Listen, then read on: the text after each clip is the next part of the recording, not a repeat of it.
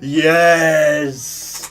Hello, everybody! Hello! And happy February 11th! How is everyone today? And welcome. I do apologise for the impromptu live stream. I know that you guys have had like less than 24 hours notice that this is actually happening. But hello, little ones, and welcome, foolish mortals, to another live stream, a special live stream, and one very close to my heart, because today is the 4th anniversary of Little Nightmares 2, and the unofficial birthday of our little paper bag boy. Who here likes Mono? I do. A lot. Hello there, everyone. It's great to see you all. Just GKS, Friggy Monster. We got winners in the building. Tomato Man, hello there.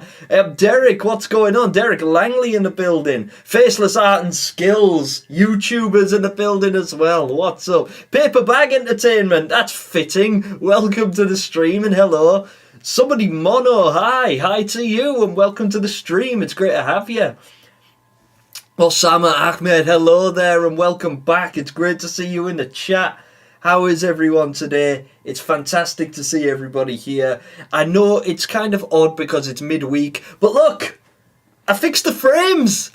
I fixed the frame rate! I can move in real time and you actually get to see it without 3 frames a second. Isn't it wild when YouTube actually works? I figured out the problem. House of Nightmares, hello there and welcome to the stream. It's great to meet you. And I have a beverage. A nice icy cherry cola to celebrate Mono's birthday. Well, Mono's unofficial birthday and the anniversary, the 4th anniversary of Little Nightmares 2. What's up, Mal? How's it going? GK Mal. Teko's in the building. Teko Taco. Still don't know how to say your name, but hello there. I thought the timer said it was going to start in 40 hours. Well, I mean, you can come back in 40 hours, but I will not be here. Well, actually, I probably will, because I'm going to do something for Valentine's Day as well. I haven't decided what yet. I'm really late to the game. Valentine's Day is not very important to me, so, but I do like to do something with regard to, making something, giving people a place to be on Valentine's Day. But that's not what today's about. Today is about Mono. Today is about Little Nightmares 2. And today, I think I'm going to play the game. I know. Shock and horror. I might actually play Little Nightmares 2 today. Because I do find these streams to be very, very enlightening, and I love communicating with you guys, and it's awesome to just sit and have a conversation with my face. But I've wanted to play the game for a little while, and what better excuse is there than the actual anniversary for our little paper bag boy? Let me eat those ice cubes. Here, crunch away. You go right ahead. What's up, Cool Games? Hello there. Oh no, Mal, you are not happy. Well, cheer up. It's all good. We're going to play Little Nightmares and we're going to have fun. We're going to celebrate together. Look! I made gnomes! Look! Gnomes! And you guys can actually appreciate them in real time now. Skitter.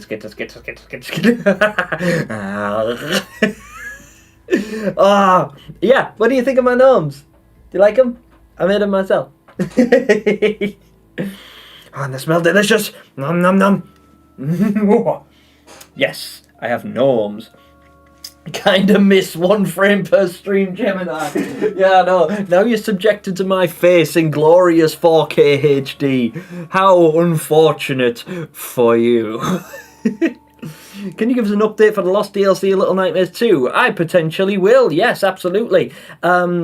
In fact, I will tell you that I'm currently working on Chapter 5, but it's taken a back seat in favour of a theory video that I've got coming up very soon that hopefully will be with you guys within the week.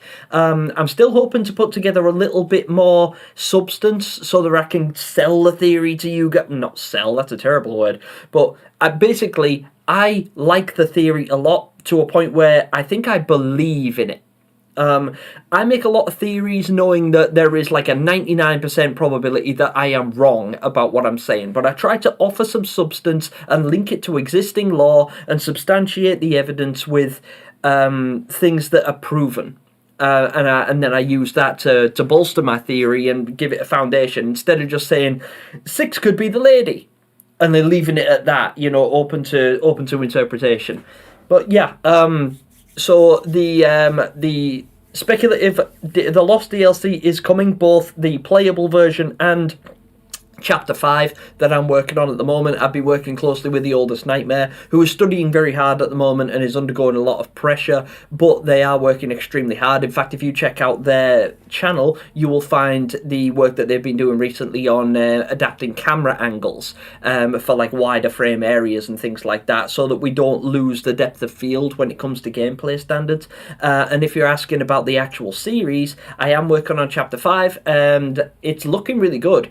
I've got my artist working on a design for a new monster, so stay tuned for that. I think you guys are going to really enjoy the concept that I've got in mind and currently being designed right now.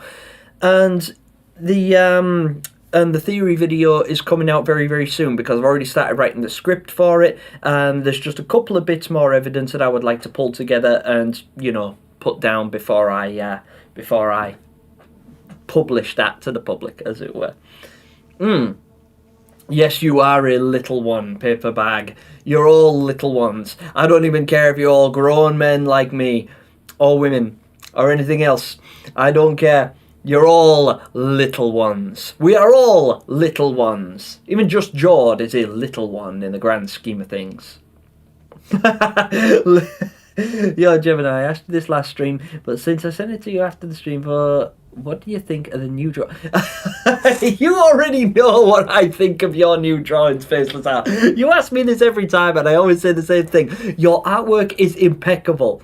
I absolutely love your work and I cannot credit it enough. I think they're fantastic, and giving you like specific reasons as to why, I'm running out of adjectives to express how highly I regard your work. I particularly like the duet. I think it's a really cool concept for a character, and I really enjoy it because the duality aspect from my perspective, like you guys will recognize, like my channel has a lot of duality, a lot of red and blue, good and evil, hot and cold, black and white. There's duality is very important to me, my channel, and that's something that will be explored and explained a little bit in my upcoming theory video. But I think the duet as a monster and as a resident of the nowhere captures the duality aspect in a really haunting way that I thoroughly enjoy.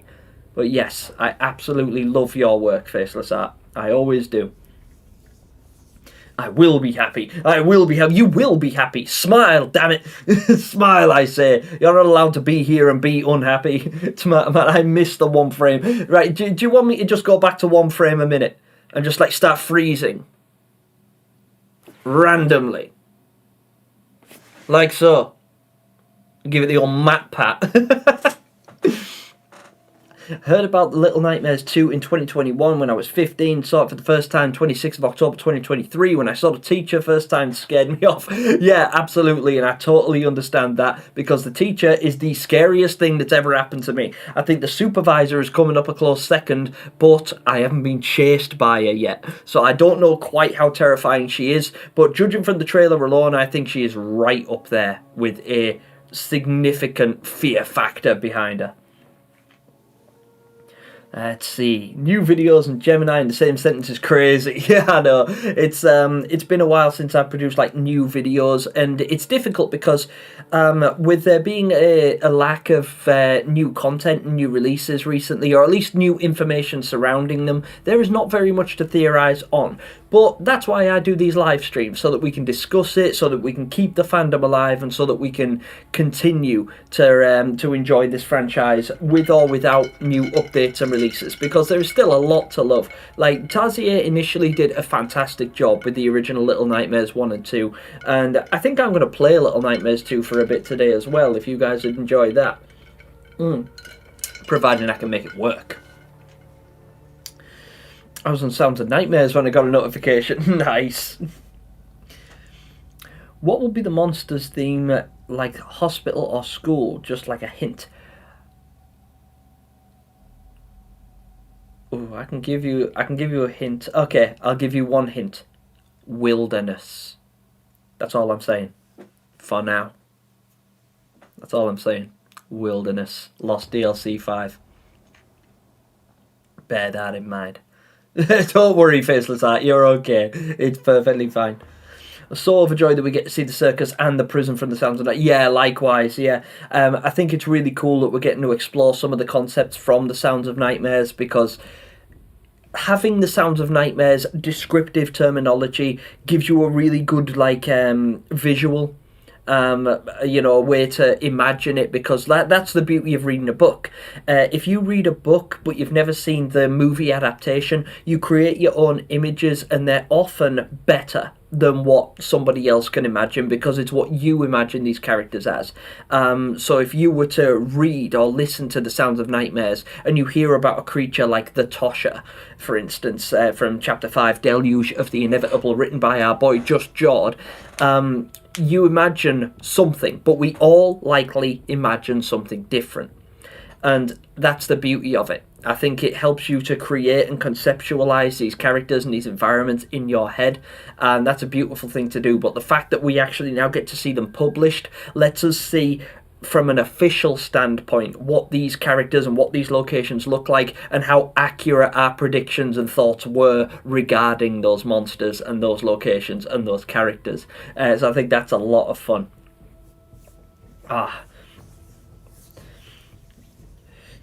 Maria, I am so sorry. I think you're speaking Spanish and I do not speak Spanish at all. I am so terribly sorry. I wish I could read your comment. I think, what do we say there? Boa tarde, povo que fala inglés.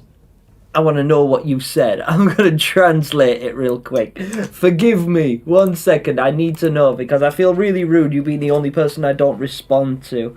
Give me just a tick. Translate this. Good afternoon to people who speak English. So, to my audience, hello there, everyone. Wait. I've lost my chat. There it is. Maria says hello to everyone that speaks English. And hello to you. Was that correct? Is that Spanish? No, it's Portuguese. I am terribly sorry. Portuguese. Well, greetings to anyone that speaks Portuguese as well. How do I say hello in Portuguese? I think it's just boa tarde. Yeah, boa tarde. Wait. Boa tarde. Yeah, boa tarde. Sorry, I do not speak Portuguese at all, but I tried. Boa tarde, Maria. Maria. That's cool, man. Alright, let me see. Where did my chat go? Sorry, I keep clicking around the screen and losing my chat. Doctor is your scariest. Well, yeah. Boost, the jacked up bald 300-pound white boy is back. How is everyone? Ryan, big Ryan Wood is in the building. Hello there, my brother. It's great to see you. I give you about 10 seconds before you get banned, but it is fantastic to have you in the chat as always, big man. Hello and welcome. What will be the Lost DLC 5 Monsters theme? You will see. I think if I tell you it'll give too much away. I just think that you're going to enjoy it. No spoiling, I'm only on chapter 3. Yeah, no spoilers. But I do recommend that you go, hey, welcome, Ghoul Games, and welcome to the Boom Squad. We've got members in the building as well. Why won't it let me love heart that comment? That's a shame. But either way, hello and welcome, and thank you for your ongoing support. You are very, very much appreciated. The membership program actually has some new perks coming to it pretty soon that I think you'll enjoy, because we're getting some new badges that are more Little Nightmares themed. I'm going to get you guys some new emotes, and there is, particularly for you at your level at RPG, there is going to be a new promotional thing where I'm going to help you guys out, as far as, especially you Ghoul Games, because you're a YouTuber, so like fellow content creators will benefit the most from being a channel member, because if you're a channel member and you're a content creator, then I will actively help you to promote your content. Not that that's what it's all about or anything like that, but I think it's just a nice little perk. So if you put in some videos out there and you would like them to have a shout out, then you will absolutely 100% be getting those, because I might even review your channel on my channel. and things like that, and get some exposure on the go, because I believe in members of this community supporting each other. So thank you very, very much for your ongoing support. It's very much appreciated, Go Games. Oh, Alison, thank you. I can always rely on Alison to drop me a nice little dono in there. Thank you so much, Alison29. It's very kind of you. Looking out for me and making sure that we've got money to fund this content, because as you might imagine, this content is not cheap to produce, and that's why it takes such a long time. Usually it's me saving up money to produce this content. Also, yeah, you'll notice a goal in the top left corner there. That's a new thing that YouTube have, they didn't request it, but they said, hey, you know, here's a thing, you know, here's a new thing that you can do. Set a goal, you know, a super chat goal, and then see what you're going to do afterwards. And you'll notice that there are little perks that come with hitting that target as well. There's no pressure to hit that target. It's just a bit of fun that's up there for a laugh. But if we do hit it, I think you guys might enjoy what I have to reveal. Do you think in Little Nightmares we'll see the Jester? Ooh, that's a tough one, House of Nightmares. I don't know if we'll see the Jester or a clown or what kind of thing. I think the main thing that we could potentially see is going to be the man in the purple suit. I believe, from the sounds of Nightmares, I reckon he's going to be the main enemy. Solar Max, what's up? Hey, I haven't seen you for a while, but no, that's perfectly fine. We've all got lives to live and we've all got stuff to do, which is great to see you here. Thanks for stopping in and saying hello. Teacher and supervisor are relatives. They could be, actually, yeah. They both carry the same air of unnerving aesthetic, don't they? I may see his body, if not the bathhouse, maybe. Is it just me? Let's see.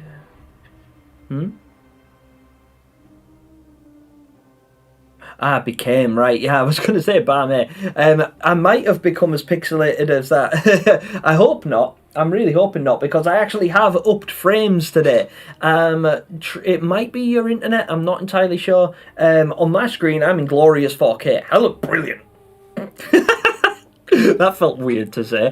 But no, it looks okay on my screen. It could be something to do with the internet, but it says that the bitrate is fine and everything is good over at my side. Maybe play with the settings on your YouTube and see. It could just be the fact that my face is distorting the camera and making it look really weird. So I do apologise if that's the case. But I don't think it's anything wrong at my end. At least it's not telling me this time. Saying that it didn't tell me last time. I had to dig so hard and so long to get to figure out what was wrong the last time I went live. Nightmare. There should be an achievement for dying 5 times. Like, is this a FNAF game? Honestly. I can't remember if there is an achievement for dying in Little Nightmares. Lone One Mono, a happy holiday. Yes, indeed, a happy holiday. And have a nice day. Welcome to the stream, and it's great to see you. Hello. Just GKS. I think so too. Their features are quite similar, and if we do explore the supervisor's quarters in the factory, imagine seeing a portrait of the teacher. Yeah, wouldn't that be cool if on the supervisor's desk you've just got like a family portrait and it's just her stood next to the teacher? There's going to be some fan art come out when this character is fully revealed. Like, once we get to play the game. Crazy. Absolutely crazy. Skint's the best I can. Hey, don't worry about you. There is absolutely no obligation to make donations. There is no problem at all. I know what it's like. Times are really tough. I am broke as a joke. You don't have to justify anything. Any donation, regardless of how small, is gratefully received. So thank you so much, Alison. I really appreciate you. Don't even worry about it. An absolute legend. And I think my chat would agree.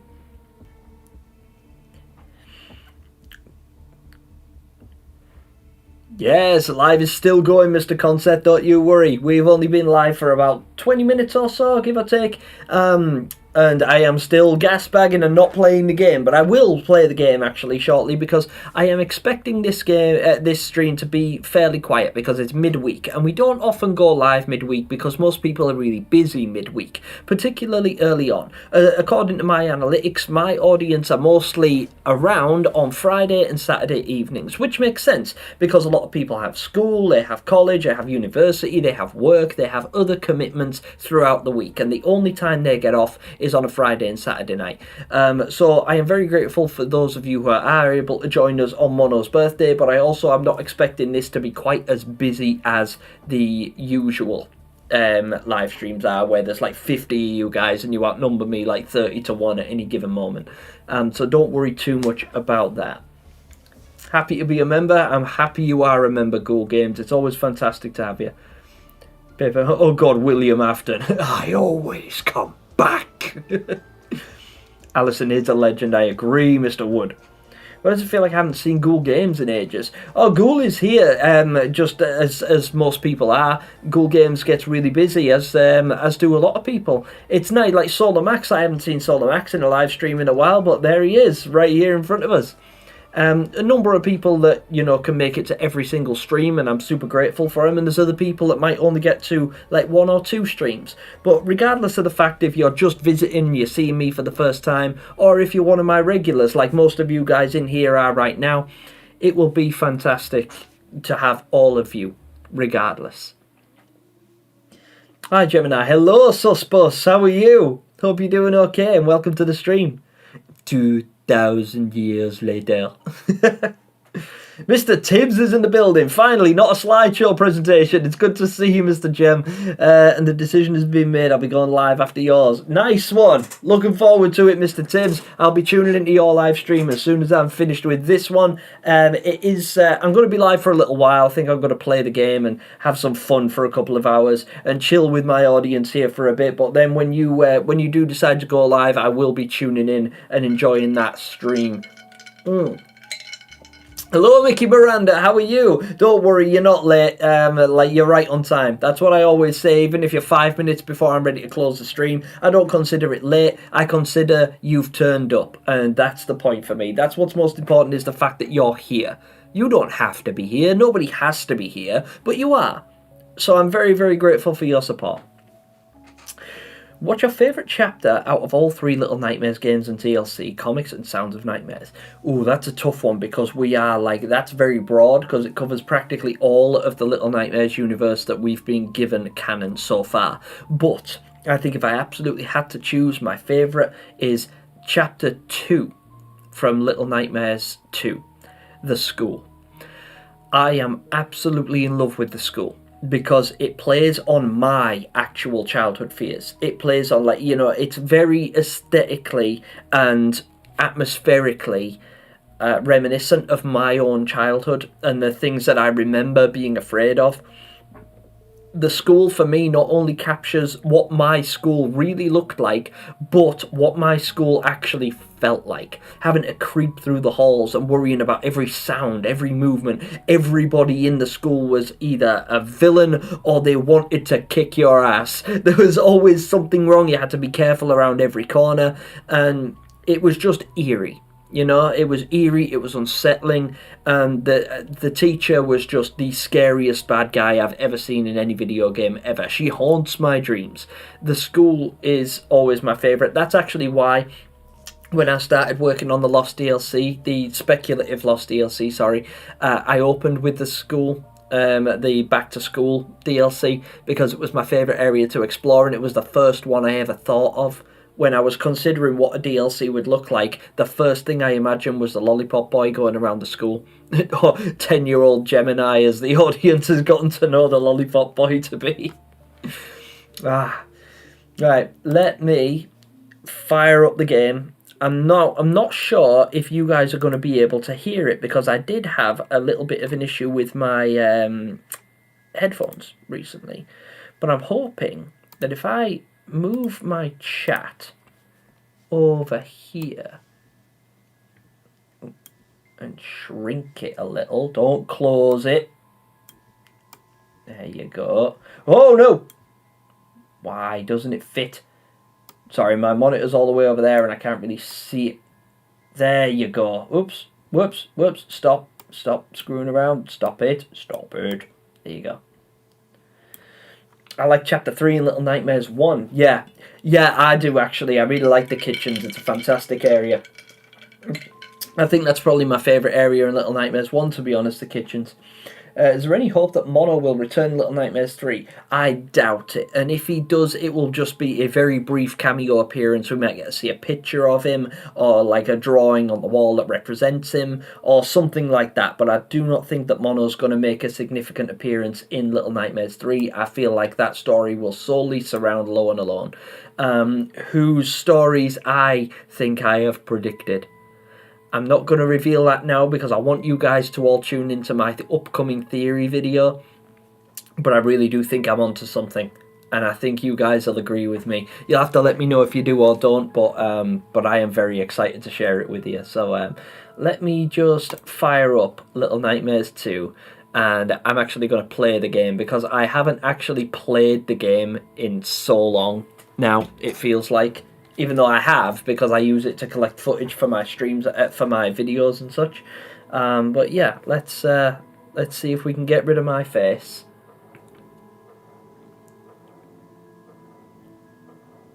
And the background. And then bring up my webcam. There we go. There we go. Now just let me know, guys. Can you still hear everything? Can you still hear me? Can you hear the game? And is everything looking on point to you? Have you seen the Mono U2's figure? It's not been announced yet. Yes, I have seen it advertised, but I wasn't sure if it was real. I didn't know if it was like official or Canada or anything like that. So I just thought, I'd dismiss it for now because I don't really know whether or not it's real, but I really hope it is because I want one. I want a number of Little Nightmares collectibles actually, but they're not that easy to come by. Okay, let's open a new file. Let's start a new game and play. I wonder when the third game's going to come out. Yeah, me too. Me too. I am very curious as to when the third game's going to come out because the second one was so immaculate. Like, this game is like the love of my life at the moment. It's so amazing in every single way, and it's shaping so much of like my thoughts and existence. It's bizarre the kind of effect it's having on me. Hello, idiotic bookworm. Hi. It's great to have you in the stream. We got a couple of prize winners in the stream today. I think the only one we're missing is Clamori. Let's see. Oh, there's our boy. Happy birthday, Mono. Happy anniversary, my guy. Look at him. Come and say hi to everyone. Hey! Hi, Mono. Hi. How we doing? It's great to see you, little man. Let's make a move. Have we got a birthday hat? Shall we wear a birthday hat or shall we stick with the original? I think I'm sticking with the original, guys. What do you reckon? Are we in agreement? Mickey Miranda, thank you. I appreciate that. I'm glad you could hear me. Can you hear the game? Like, if I let Mono speak? Can you hear him? Or can you hear the music? Or is it silent to you guys? Not sure if we can hear the game. I have been having some trouble with my OBS recently, which is very irritating. If that's the case, I might... Hi! Yes, hello. Yeah, I'll let the... I'll just play through a little bit, just so I can't hear it. Right, okay, yeah, I did think that would be an issue. Right, let me just see if there's any way I can... see if there's any way I can fix it. Let me just scroll over my OBS and find out what's going on here. Desktop audio.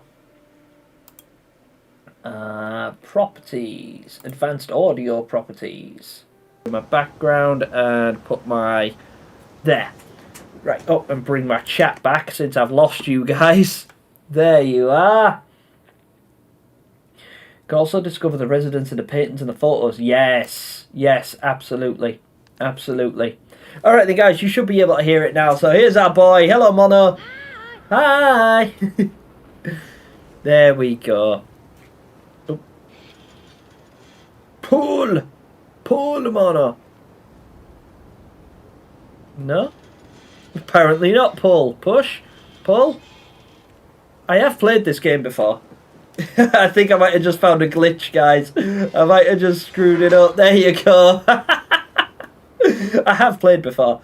Mono, it's your birthday. How do you feel? Hey! Yes, there we go. That reminds me, I hope there's loads of new residents showed through the paintings and stuff. Yeah, I hope that there's a lot more with regard to residents when it comes to the nowhere, because that's probably my favourite thing to look into, is the residents and like the lives they live and the things that they do within the nowhere. I like thinking about what they get up to. When we're not interacting with them, or being chased by them or anything like that. I think it's really interesting to consider what what do the residents actually get up to? Do they just go about their business? I found it curious when I was making chapter 2, when I was exploring the concept of the barber, and I was like, what does he do on a regular basis? Like just while he's in the shop, just lounging around, when he's not cutting hair or scalping people as he's known to do. Like, what does the barber actually do on a day-to-day basis? Uh-oh. Run, Mono, run! Aye! Aye! Hey! Aye! Yell at that tree. You get it told. Ah! Good, you hear it now. Gemini, have you heard about Little Nightmares 2 in different lighting and RTX on? No, I can't say I have. Is it different? Is there have I got a setting for that? I do advanced maybe. No, I've just got everything set to ultra brightness. I keep the brightness about where it is. No, I haven't heard of that, Osama. Why do you ask? So state of play tomorrow. Do you think we'll hear Little Nightmares 3 tomorrow? Any Resi news as well? Potentially some Resi news. We might get something to do with Resident Evil. I think we're more likely to hear about Resident Evil than we are to hear about Little Nightmares. But honestly, I don't think we'll hear about either of them tomorrow. I still think it's too early in the year. I'd like to think that because it's Little Nightmares 2's birthday, or anniversary, sorry, that we can expect something for Little Nightmares 3, but I highly doubt it. I really don't think so. Because, again, although the games are intricately linked, intrinsically linked, should I say, because it's an entirely different studio, I think that's been made very, very clear that Little Nightmares 3 and Little Nightmares 2 are different. They are different. Aesthetically, they're the same. From the canon and the Universal perspective, they are the same. But as far as like game development and studio development goes, they are different games. And I think that Supermassive and Bandai Namco distancing themselves from Tarsier and the older content, like existing content, as much as possible without changing the canon. So I feel like, if anything, they are most likely to avoid the dates of significance, like today, for instance. I don't think we'll get anything related to Little Nightmares 3 today, purely because this today is about celebrating Little Nightmares 2. And Little Nightmares 3 is absolutely nothing to do with Little Nightmares 3, as far as the developers are concerned. It was Thin Man interfering with you. It could have been! It could have been! Why didn't I think of that? Maybe it was the Thin Man interfering with my stream. That was the whole problem. Thin Man is the issue. Mono! You're the problem. You're the problem, boy. Jables, crazy. I was going to ask for Little Nightmares 3 for 2023. I know. I remember I watched my first ever Little Nightmares video, and it was me sorry, not the first ever Little Nightmares. I watched my video reacting to the trailer for Little Nightmares 3 in 2023, and it said 2024, and I said, oh, please be early. Because in my head, I was like, I really wanted it to be released in early 2024. And it was not.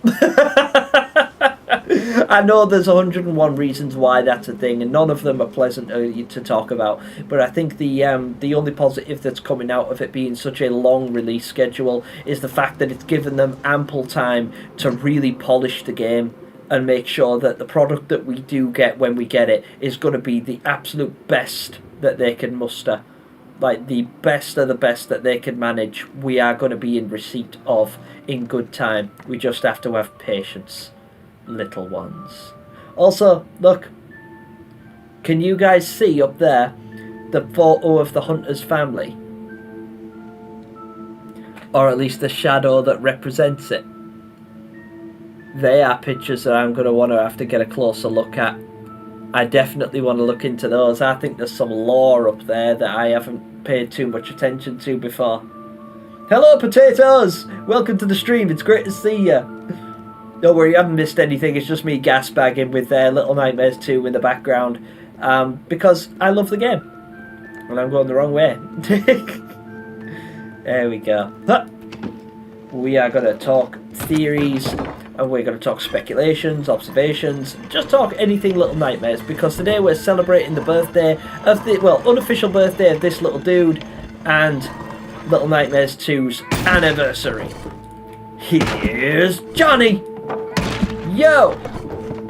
Let me in. Aye.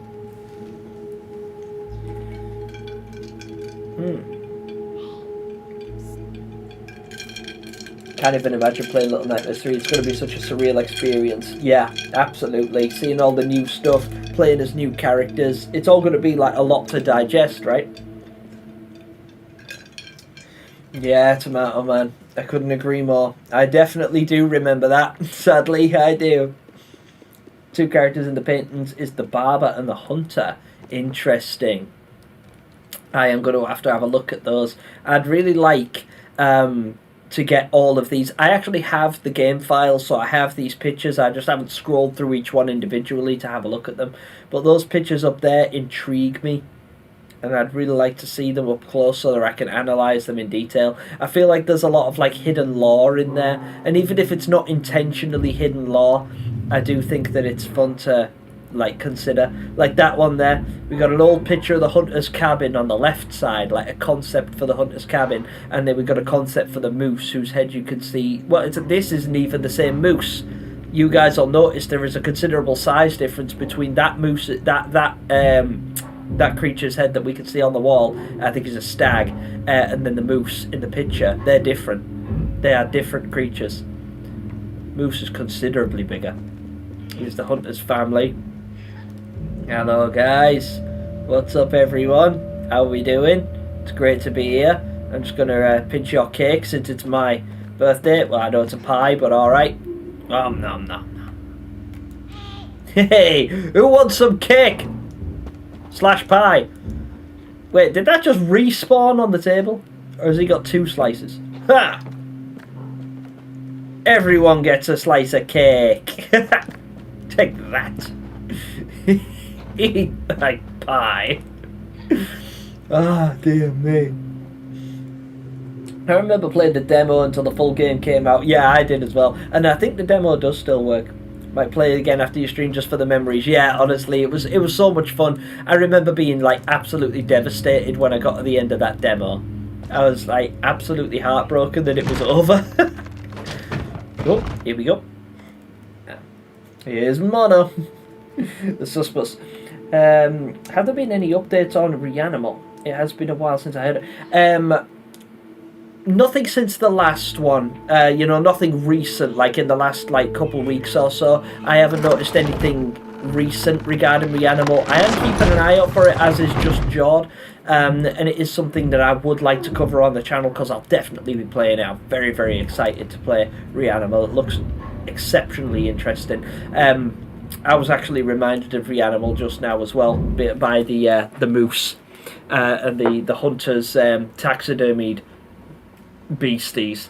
Also, notice that the Hunter has mannequin parts in here from the hospital. It makes me think that him and the Doctor are in cahoots. In the attic, there's a picture of a creepy guy. Might be the Hunter, but his face reminds you of the Doctor. I think that was an early concept for the Hunter. Before they put a mask on him, I think that they conceptualized the Hunter with the Doctor's face because the original Doctor had a different concept. he looked very similar, but gravity had pulled like his eyes down, so he had like really elongated eye sockets, and he was super creepy and really, really bizarre to look at. Oh, so you've got more broken mirrors back here. Is there an implication to this, or are they just damaged? Or could this be an area where Low and Alone have visited at some point? I don't think so, but just something to consider. Something that I consider every time I see a mirror now. The moose looks more like a bear. Yeah, it does, doesn't it? Because it's enormous. Reanimal is going to be amazing because I'm pretty sure it's what Tazio originally wanted. Yeah, exactly, yeah. And Tazio's original ideas for these concepts are absolutely haunting. I just think they were limited by, like, I don't really know what limited them. I don't know if it... Oh, that was rubbish, wasn't it? I don't know if it was just, like, you know... what's the word? Not ranking. What do you call it when you age restrict something? Man, I'm really struggling with that. But ratings, you know, like you get like an E for everyone or an M for mature and things like that, and they were only able to get away with certain ratings if it wasn't like so graphic. Norman! Hey, look! Hey! Hey! Oi! Hey! Oi! Hey! Oi, my size! Look! Norman! Norman the Gnome is back in the building, guys. Hello, everybody. Ah. Oh, it smells so good. I really want to eat this gnome. Tempted by him. Shall I do it? Shall I do it, or shall I let him live? Look at them. Look at them and tell them why you deserve to live. What do you guys think? Should I eat the gnome? It tastes good. It's covered in icing, like fondant icing. The hunter and the doctor are secret love. Ew, that's gross. That's grotesque. Horrible thing to consider.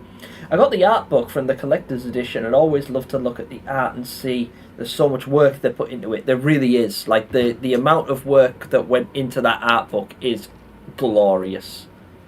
There's that picture. So that picture on the wall, I know you guys can hardly see it because I can hardly see it even on my enormous monitor.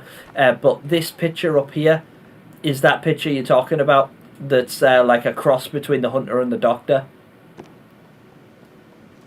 I think that was an early concept for the hunter that ended up being used as the doctor's face.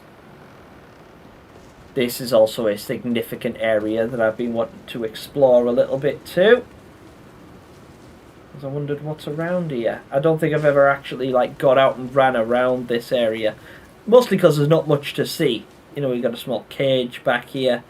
Can't see that it contains anything. Oh my days! Jetty Spaghetti is in the building! Everyone bow! Everyone bow! To my guardian angel. Hello, Jet, and thank you so much for making an entrance as you always do. One second. I need to click and like and love, and then go back. There you go. Ever consider playing other Little Nightmares-like games like Limbo and Inside? I did. In fact, I played Inside on the channel, and I found it fascinating. And I know that they took a lot of inspiration. Oh, sorry, Little Nightmares took a lot of inspiration from the playstyle of games like Limbo and Inside. They were both incredible. They were both really, really good. I thought that the art style of Limbo was exceptional and the storyline was really ambiguous and spooky. And Inside had some of the best sound design in a low-budget game I have ever seen in my life, well, ever heard in my life. It was incredible. Really, really good spatial sound design. Fantastic work on both parts, yeah. And an excellent question, Jet. I know that a number of people have asked me to play Inside and consider it, and I have. I haven't played it on the channel. I played Limbo on the channel, but I never played Inside on the channel. But I should, really. What do you guys think? Shall I play more Little Nightmares related games? Do you think maybe they could inspire me to create some of my own? Ooh, yeah, that's an idea, actually.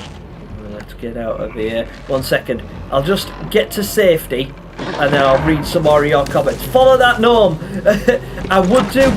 But I know that the attic portion, the gnome's attic portion of this game doesn't really lead anywhere, or doesn't progress the story necessarily. It's only good if you need all the collectibles.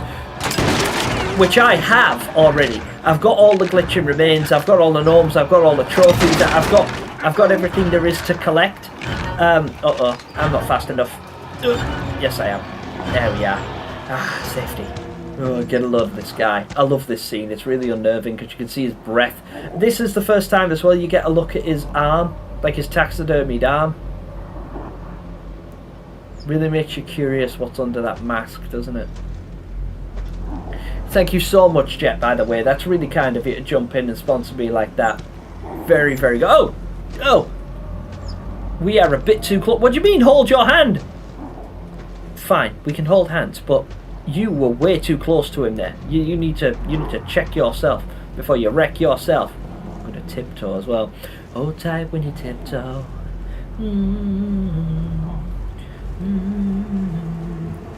Say something when you tiptoe. Let's wait until he buggers off. Imagine how Little Nightmares would look if they got a studio that didn't hold their graphics ideas back. Yeah, exactly. That's a really interesting thing. And welcome to the stream also. I don't recognise your name. I wonder if I can pronounce. I can't see your name yet because I've got two screens on the go at the moment. One of them's right here in front of me. The other one's over there. So forgive me. 1 second while I try to read your name. Aditoes. I hope I'm saying that right. Aditoes. Aditoes.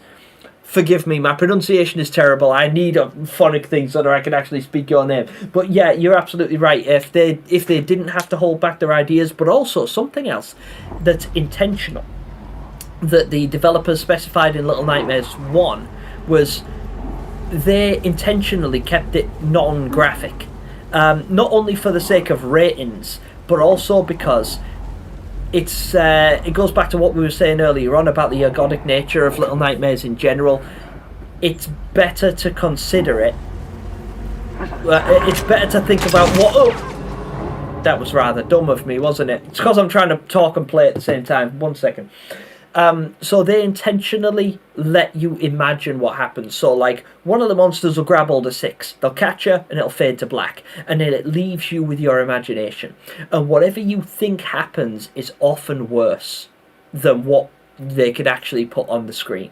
So they didn't need to show you what happens. You kind of get the idea of what's going to happen. When she gets caught by the chef who spends most of his day boiling children alive and chopping them up and cooking them into pies and doing whatever he does, you don't need that visual. Nobody needs that visual. But it doesn't. You don't lose any of the unsettling factors that come with that idea. The very notion of it is unsettling enough, so you don't need to see it, and that way they get to maintain their broader audience by not compromising it by just putting a lot of blood and gore and nasty scenery in that makes you cringe, but you also still get that disturbing nature that comes with it, which is fantastic. Right, man, if you like Little Nightmares, you'll definitely enjoy Bramble in the Mountain. You know, I did play... I had a very dear friend of mine visit me from the United States, and we played Bramble and the Mountain King together. And it was a very enjoyable game. I did find it... The thing is, though, while I appreciated the concept of it, and the game was really good, I kept comparing it to Little Nightmares. And you can't really do that. At least I can't really do that, because in my opinion, nothing compares to it. So Limbo, Inside, Bramble and the Mountain King, and all the other games that are similar to Little Nightmares or Little Nightmares-esque don't stack up by comparison. They're good in their own way, and they all bring value in their own way, and I'm able to enjoy them as a separate entity.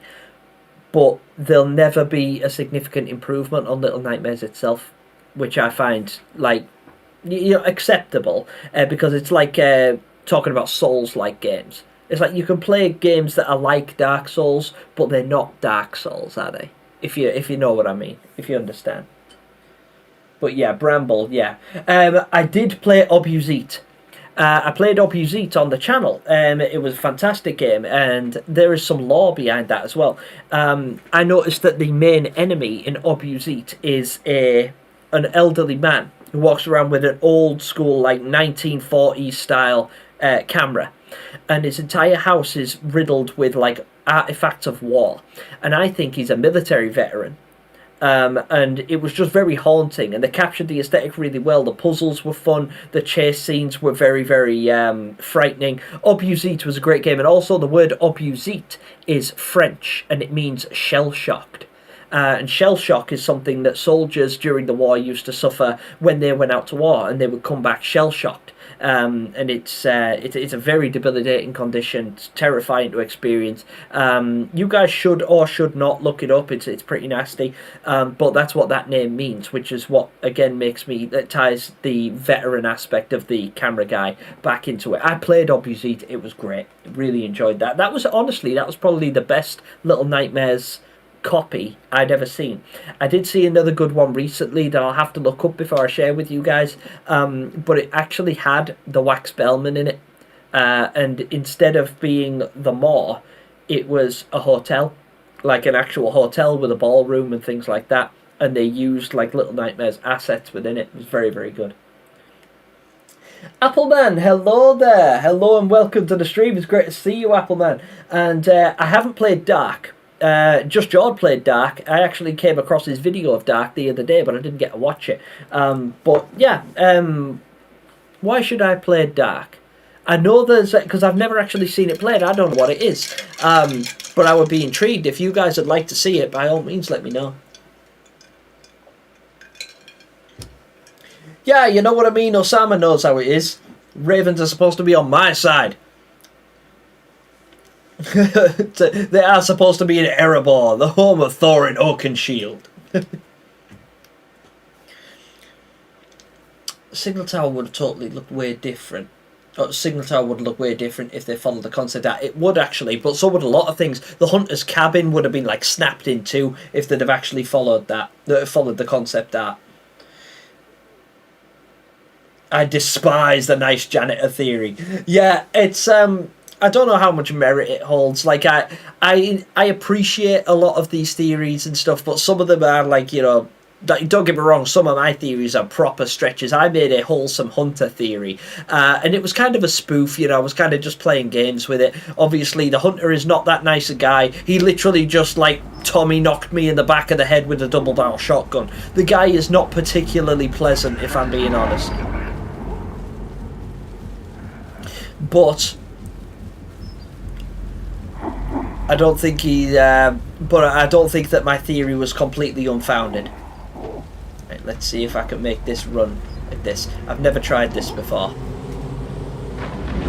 It worked. Success. Speedrun tactics. Come on, 6! Damn it, woman! You got me worried there. I thought he was just gonna... Oh, no, are you okay? Oh, my God. Don't do that. Come here. Stupid girl. Follow me. Good grief. Toddling off by yourself, getting lost in the woods with this maniac, shotgun-toting lunatic running around, and you're there lurking outside the hole. Come on. Follow me. I love the Wax Bellman so much. Yeah, he is a very interesting character. Really, really cool. And, oh, sorry, what's that one about the 2017 comics? Just GKS. 2017 comics depict the North Wind to be heavily associated with ravens, considering how similar the Necropolis and the Village 2017 comics are, I think. Yes, absolutely. I, in fact, covered that in my Hostile Theories video, where I considered some of the concepts that could make an appearance, and it hasn't been debunked yet.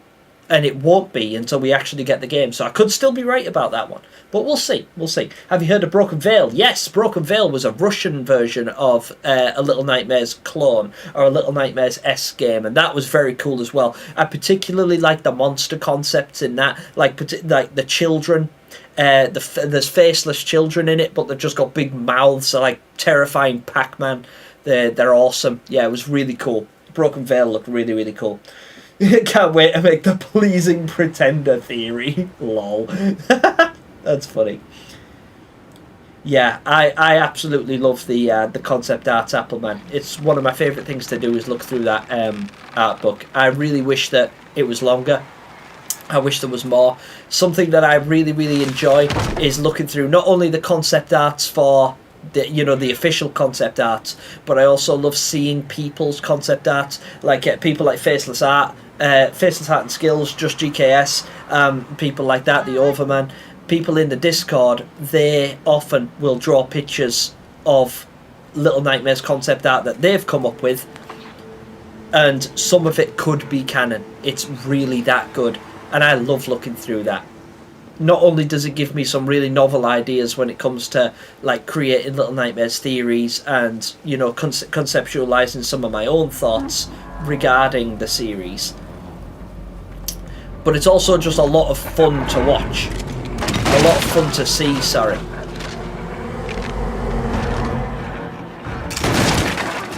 Climb, boy. Wait for it. He's struggling. Boom! Double clutching, not reloading like you should. Wahoo! Wait till you all hear my theory. Oh, for the sociable shoe monster. The terrific teacher theory.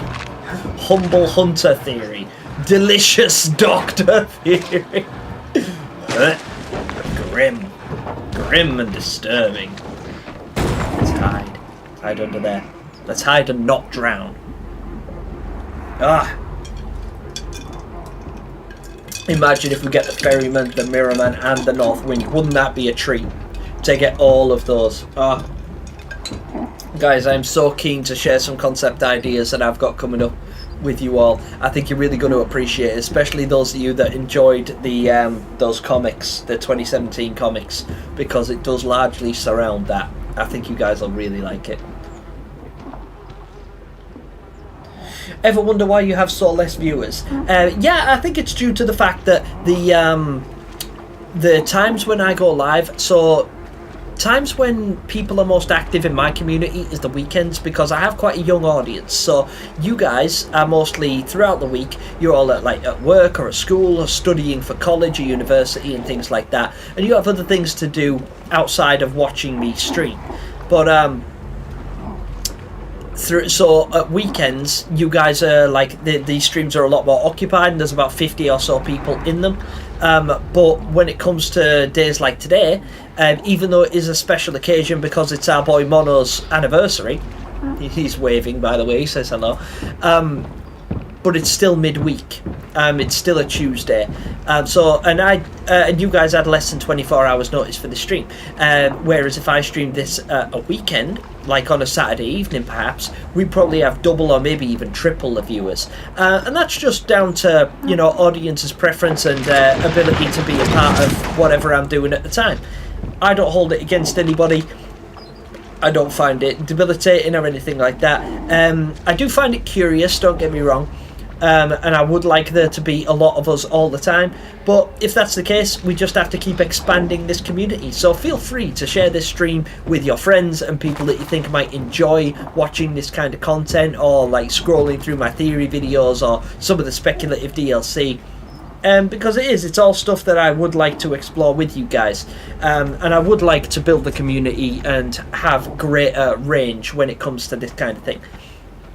Yeah, I do find it curious, Shadow Knight, absolutely, but I also don't find it unacceptable. Most people say the Hanging Man is someone else, but my theory is the Hanging Man is the Mirror Man. I had a similar thought recently, actually. And hello, Crocklabe. Sorry, you're miles away and I can't read your name. But hello, Crocklabe. How are you? And welcome to the stream. It's great to have you. The Mango Mono theory. The wise ventriloquist musical monster baby theory. Nope. Oh, didn't get me. You didn't get me. You didn't get me. Nope. Nope. No, get back there! Ah! This is me! This is my freedom! My game! My audience! My best friend 6! My night off! My gnome cookies! And my fucking boomstick! Oh dear. Good God, that was satisfying. I'm glad my time zone is different so that I can watch. Well, I'm really glad to have you, Appleman.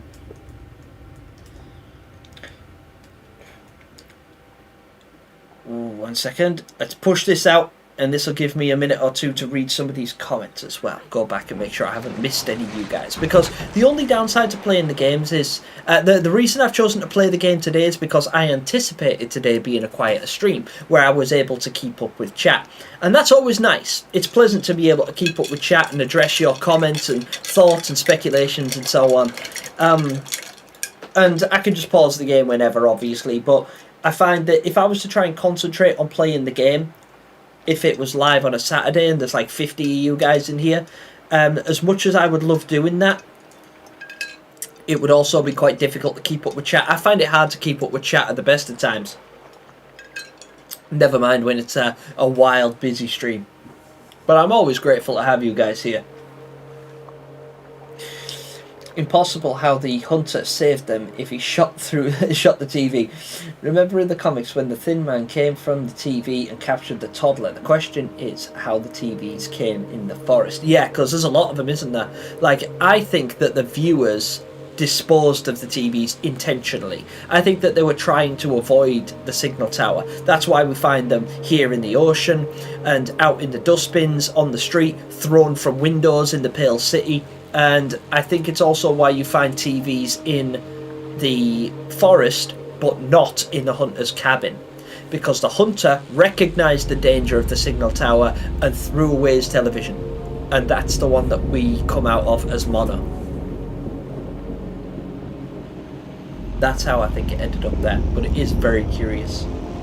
I think the hunter knew that the signal tower was dangerous and decided to avoid it in the best way he knew how, by completely isolating himself from technology. I remember one stream where you were just hanging out in the hunter's attic, yeah, for like the entire stream. I remember that. That was when I first started going live, and I recognised how broad and how large my audience actually is, and how active some of you guys are. Sometimes the chat is really engaging. So like, I used to just go live and play the game because I'd be playing the game, but there'd only be like 4 people watching. And I could keep up with that. You know, I could play the entire game and only respond to the chat 3 or 4 times. Most of the time I'd be talking to myself. But these days, it's a lot harder to do that because there's so many of you guys, which is wonderful and I'm very grateful for. But it means that when I'm like playing games, I just get stuck. Because if I want to read chat, I have to pause for like 10-15 minutes to address everybody's comments. And then by the time I get back to the game, we've been playing for like, 3 hours and I'm still in the hunter's cabin. It does happen like more frequently. Well, it used to happen more frequently than I care to admit. And that's why I adapt the style of the live streams to be a more Q&A style or VOD or podcast style live stream rather than this that I'm doing at the moment. The Pale City. Here we are. Would you look at it? Look at it in all its glory. Man in the turtle suit. Purple suit. What if the man in the purple suit was actually the man in the whimsical and joyous suit? Well, you know what's weird, Tomato Man? As far as nowhere logic goes, to the man in the purple suit, he probably feels like quite a whimsical and joyous man. Because he's like a circus master, isn't he? He's like, the picture of the teacher. I also really like this little cafe area. It's really interesting. Spooky. Oh god, this game is so good. Yeah. He actually probably does think he's quite whimsical. He thinks he's like, oh, look at me, I'm so... what's the word? What do you call it when a billionaire has loads of money and they buy like purple Lamborghinis, walk around in like solid gold shoes and things like that? What do you think that sort of thing is? Hoopla! RJ says stop playing the same 4 games. Shut up, RJ! Nobody asked you! No, I refuse. You know what? I tell you what, I will stop playing the same 4 games. When Little Nightmares 3 comes out, I'll play that. When Reanimal comes out, I'll play that. Is that different enough for you, RJ? Stop interfering with my stuff. Oh, gotta love RJ's input, and thank you so much. I really appreciate that. I like how Jet left a donation on that one to make sure I read RJ's comment. And I know RJ had something to do with that as well. He was like, make sure he sees this comment. Make sure he sees and addresses this comment. RJ there, interfering with my stream. I will not. I will continue to play the same 4 streams. For the same 4 games. I love these games. These games are a part of my life. These games have shaped who I am. They're a part of me now. Assimilate. In fact, I think you should play. I want to see RJ, because RJ is a fantastic content creator, actually, from over at Casual Hardcore Gamers, and he made a series of platinum videos where he explores how to get the platinum in certain video games, some of which are incredibly hard, like Dark Souls, Black Myth Wukong, and things like that. I've been trying to convince him to do Little Nightmares 2, obviously, and Cuphead. I want him to do those. I think he actually has the platinum. Yeah, he definitely has the platinum on Cuphead, actually. He's a very good Cuphead player, unfortunately. But I want him to do it and make a series on it. I think it'd be really good. Yeah, thank you for your input, RJ.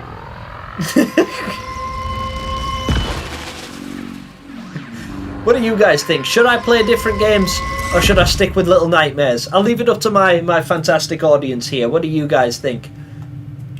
What should I play? So Hunter is a good guy or what? Really difficult to tell. Really difficult to tell, because maybe the Hunter has some positive motives. Like maybe he has like a positive aspect to him. Maybe he's not entirely dehumanized. Maybe there is some good in him still. But it's very, very hard to see when he's literally chasing you through the woods with a shotgun. Crazy to think that the nowhere does kind of exist. Yeah, weird, right? Because like we see it in our dreams, and it's rather bizarre. Oh, I just straight up massacred our boy. I'm sorry, Mono, on your anniversary as well. I am such a bad person. I'm going to hell. There's a special place in hell for people like me. It's called a throne. Right, easing down. Look, you say garbage. Televisions in the garbage. Televisions in the street. Televisions thrown from the windows. They have actively tried to get rid of them. There's none in the school either. Funny that, isn't it? Do you guys remember watching TV at school? I do. Only on very special occasions, but I definitely do. Mister, hello and welcome back. How are you? Oh, sorry, is there something that made me nervous? Like bullies in the school, when I saw the pictures of them, I felt in these pictures they were real children before they came dolls. Yeah, absolutely, they could have been real children. I think that because there's... Oh, I love this song so much. I'm going to lurk around this playground for a little... Oh, that sounded creepy. But I am going to lurk around this playground for a short period of time and enjoy the music. Come on, Six. Go and balance this seesaw with me. There you go. I'll leave our boy here while I listen to the music and talk to you guys for a second. But yeah, Osama, I completely agree. Because the bullies all look the same. They're like clones of one another, right? So they must be based on an original concept. Now, I get, again, from a game developer's perspective and from a creative standpoint as far as game development goes, they likely couldn't have all 400 bullies look different. I think they've done an ample job by, giving some of them fractured heads, some of the broken ones, some with full bodies and things like that, some of the missing parts. I feel like that does add enough variety and diversity to the monster concept for you to not feel like, this is a bit lazy, because it's not lazy game design, but you've got to bear in mind that the developers are limited to how much they can do. But if we dismiss that and we say that it is completely intentional, that the bullies we see are all exact clones of one another because they were based on an original, 2 or 3 children, then yeah, that does stand to reason. And it also makes sense if you consider it from the perspective of the doctor responsible for making the mannequins. Because he's got, all the same body parts, so he could, mass produce these guys and have them all look essentially exactly the same, even if they all operate individually. Because the bullies sort of operate as a kind of hive mind in a weird kind of way, don't they? Which I find quite haunting. There you go, RJ. Tomato Man says, play Little Nightmares and Reanimal, both of which I intend to do, one of which I'm playing now. So what's your problem? I have plenty of variety on this channel. God, I love the school. Like, if you just watch and play and listen to lots of Little Nightmares content before going to bed, you might just have a nightmare where you... Yeah, I've had a few... Because, as you might imagine, I think about the Nowhere and I think about Little Nightmares a lot. And I have seen this place in my dreams, particularly the school. I've had dreams about the teacher and I've had dreams about the school. I think I had a dream about Roger once, but it didn't look like Roger. You know when dreams sort of distort and it's like... I knew it was Roger, but when I woke up I was like, well, that wasn't Roger. But in my head he totally was Roger. Nah. But anyways... Moving on. Something I love from Little Nightmares 2 is the music TVs make. Yeah, right. It's kind of weird, but the sound design and the music in this game really, really adds to the atmosphere.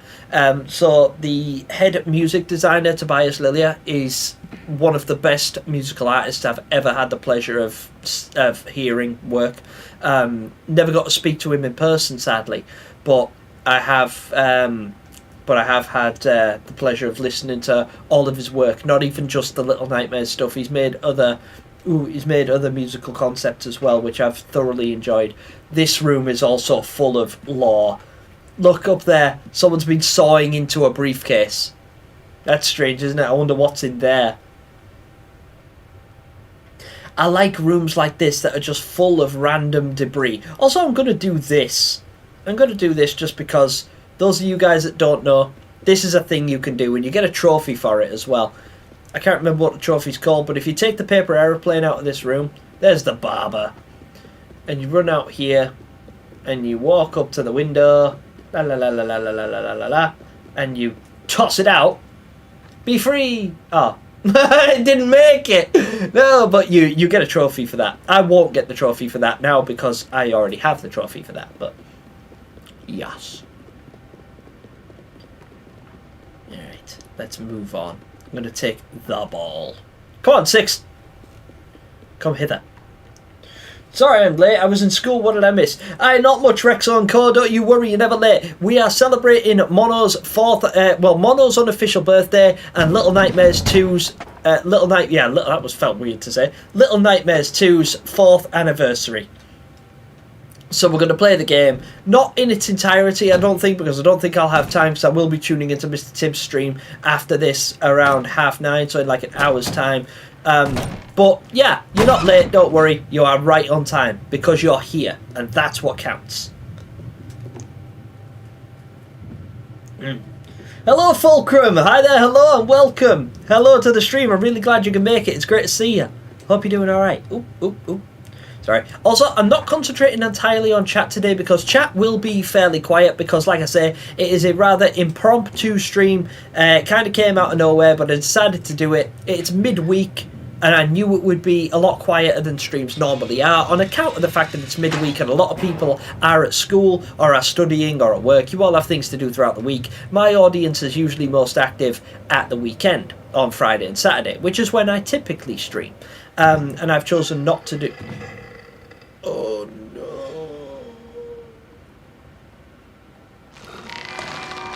Oh, I don't wanna.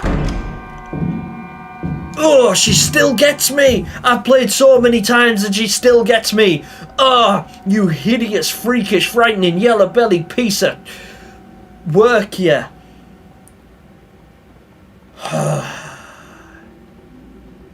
Well then, here we are. I am back outside of my comfort zone. Watch out, 6. Heads up, kiddo. I see you. Yeah, let me just compose myself for this next section. Yeah, you didn't miss anything, and happy anniversary to Little Nightmares 2 indeed, and happy unofficial birthday to our boy Mono. There he is. He's giving you guys a wave, by the way. Hi. Favourite chapter is probably the hospital. Mr. Uga, that's a fine choice. I like the school personally, but the hospital might be a close second. I'm not sure.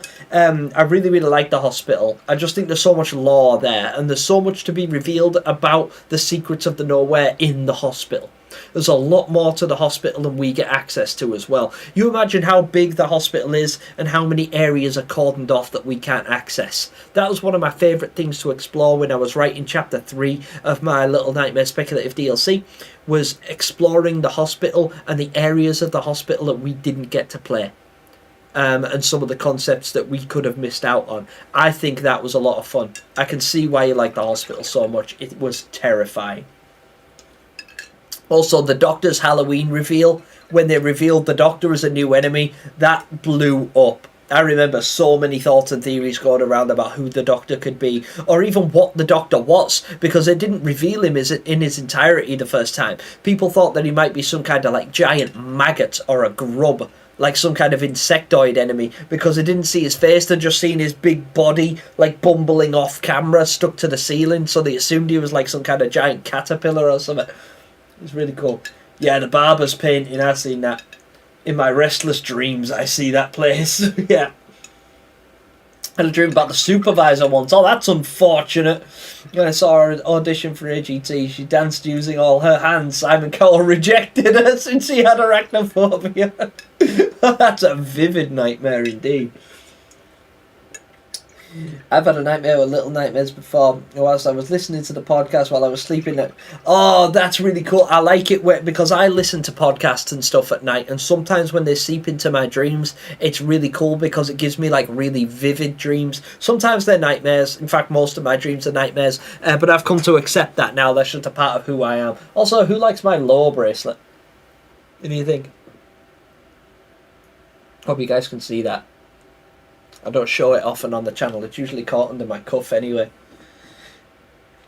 Even though the patients are hard to get to. Yeah, exactly. What's the difference between the enhanced and the regular edition? It's usually stuff like... so you'll notice as I walk along on the ground, it's not happening right now, but like in the hunter's cabin, when you run over the rug... as Mono, you run over the rug and it sort of kicks up dust behind him, and there's just some like finer textures, you know, some of the shadows are more defined and some of the intricacies you can only really spot them when you've got all your settings like absolutely maxed out, which doesn't take up too much of your computer's time. But I've got everything set to ultra here, so you guys should hopefully be getting it fully fledged as it's supposed to be seen. But the enhanced edition is basically just that. It's just more refined. Like more refined graphically, and I think they tightened up some of the mechanics and stuff like that as well. Supermassive actually did that. The same team that are working on Little Nightmares 3 are the ones responsible for the enhanced edition's benefits and improvements. At least that's what I've come to understand. Most of my dreams are nightmares. It's a really nifty place called a psychiatric clinic. You know, oh Christ! Yeah, let's not even get into that. I actually will cover that in my in an upcoming video of mine, where I talk a little bit about my mental health, because it actually plays into one of my upcoming theories quite strongly. Keep running. Welp. I'm alive! Success! Alright. Duck! Wow. But yeah, oh yeah, look at that picture. It's weird as well because the gnomes were responsible for the drawings that you find on the moor, but in this one it seems the bullies are responsible for most of the drawings that you see scattered around the school. It makes you wonder, doesn't it? Because maybe they're not as single-minded as they appear. Oh no! I hate this bit so much. Because, like, look at them all. Look at them. I love how she fights back though. Swift elbow. Swift right kick. Swift leg drop. God sakes. Mess him up. Took our little mate. It's on. No mercy. It was at this moment I decided that all bullies will die, and if I get any opportunity to off a bully, they are going down. That moment right there was when I decided that this is how I'm going to spend my future, giving them the old hack tour. Okay. Oh. Oh, bring it on, fucker. Oh no, I forgot about the bucket. I totally forgot what I was in the middle of right there. Oh well, at least I just get the satisfaction of smashing this down again. This time I'm going to do it slowly. Shh. Peekaboo. Good night, Pinocchio. Right. Creepy, creepy. Sneaky, sneaky. Oh, tiptoe. Whack! Ooh. Maybe the janitor worked in the school as his drawings is script. Yeah! Yeah, maybe, because we do see a picture of the janitor, right? That's actually a fun concept. Maybe he wasn't originally the janitor for the mall. Maybe he was a janitor for the school. Maybe he worked here. And maybe that's why it's all in a state of disrepair now and it's not clean anymore, because there's nobody here to clean it. Really good theory. I like that. Oh no, I just remembered where I am. In that moment, I turned into Samuel L. Jackson. The blue representing lapis lazuli, which is most notable in vampiric lore, of protection from the sun, and so law and alone might have to use the bracelet in the desert area. A distinct possibility, and lapis lazuli does have a couple of mystical properties to it. So this is lapis lazuli and red jasper. That's what this bracelet is made of, and it's also what I speculated that Law's anklet is made of. And it does also have some mystical properties that are supposed to help with cognition, like aim and focus, eyesight, and psychic capability. Hence his travelling through mirrors, hence his perfect aim with the crossbow and things like that. I think it might tie into the character, and I think the artifact is chosen intentionally to look the way it does and operate the way it is. How old will Little Nightmares 1 be this year? It'll be 8. I think Little Nightmares 1 will be 8 years old this year. It's currently 7, I believe. Oh, see this? We had this in my school. We had exactly this setup. Like little room here where you would put your folders and your bags and stuff like that, and it would just lead directly into the classroom where the teacher would be doing her thing. Very much like this. And my teacher, sadly, looked like this thing. And to me, you know, being little me, this is probably my favourite part of the whole game. This section right here. I cannot get under this desk at all. Honestly, we say 6 from being kidnapped 3 times and she decides to drop. Yeah, I know, right? I know. It's. Oi! What? What did I do? What? No, you'll never take me alive. I don't know how I screwed up there. I think I got caught in the environment. Right, 1 second, because I always do this, and this is why I don't play the games and talk at the same time. Because when I try, I fail miserably to an embarrassing degree. When I play this on my own, I just breeze through it. Because I'm fully concentrating and entirely immersed. So I blame you. It's all your fault. The game is broken. No. I refuse to blame the game. It's my controller, my state-of-the-art Razer Raiju controller. That's the problem. Or maybe it's just the fact that I suck. But I'll leave that up to interpretation. Also, if you guys haven't voted on the poll, please feel free to go ahead and do that, because I'm interested in what you think. I largely agree that Little Nightmares 2 was a significant improvement on Little Nightmares 1 in every way, but not everybody agrees, and I'd like to know why. No judgment, I'm not saying, well, good for you, you're wrong. But I am saying that I would like you to defend your argument, because I'm interested to see why you would think that, because I've weighed the two up against each other, and I find Little Nightmares 2 to be a better game overall. Not that Little Nightmares 1 is bad, it's exceedingly good. That's why it's so impressive that Little Nightmares 2 is an improvement on it. But why do you think Little Nightmares... If any of you guys in the chat right now have voted for Little Nightmares 1 being the superior game, why? What is it about Little Nightmares 1 that you think is better? Or what do you think they could have done in Little Nightmares 2 that would have improved on Little Nightmares 1 if you don't agree that it hasn't already?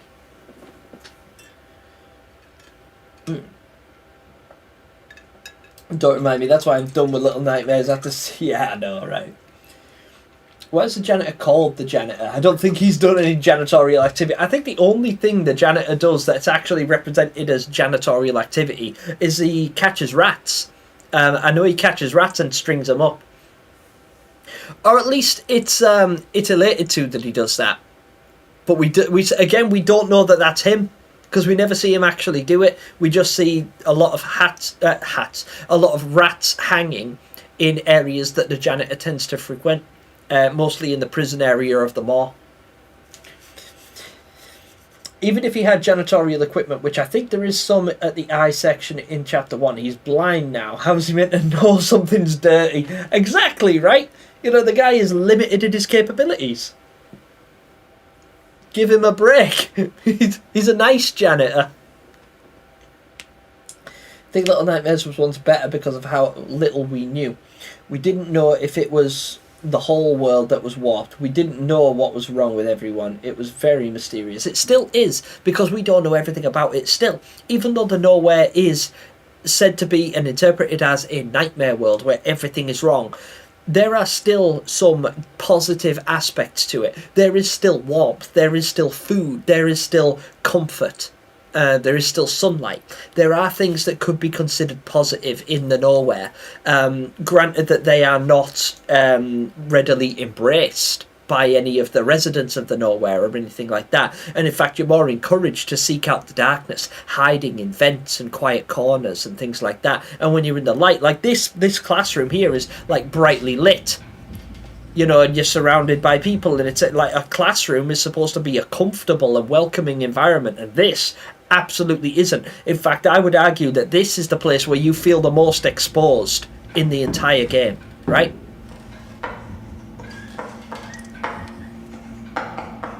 I'm tempted to go mess with the teacher a little bit, just for fun. Maybe the janitor should be renamed to the pest control. Yeah, exactly. Oh, look away from me. I love the lighting in this room as well, because it really adds like a dead eerie aesthetic to the teacher. Makes her seem even more creepy. Uh-oh. Ah! Uh-oh, wait for it. There they are. Ha-ha! Suckers! Oh no, there's still some left! I didn't get them all! I was really hoping to take out all the bullies, but never mind. I still got away with it. It's okay. Okay. Right, do it properly this time.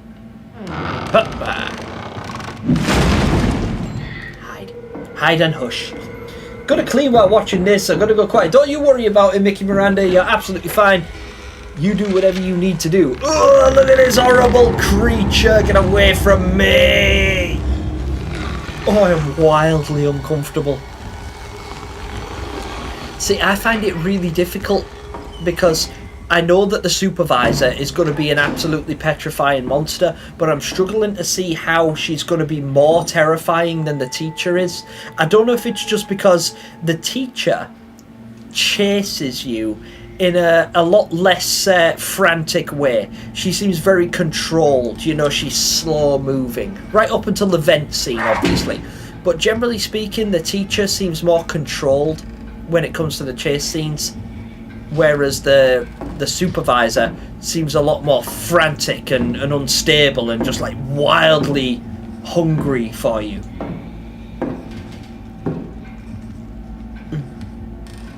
Ooh, wait, I'm going this way.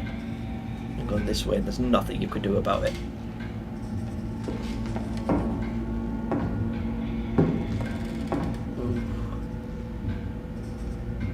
Oh, shh. Oh, look at her hands! God, I don't know how you guys cope with this creature. She's just so horrible. Oh, this classroom is exactly like my classroom. Oh no! Go for it! You'll never take me! No! Ha! Eat my shorts, teacher!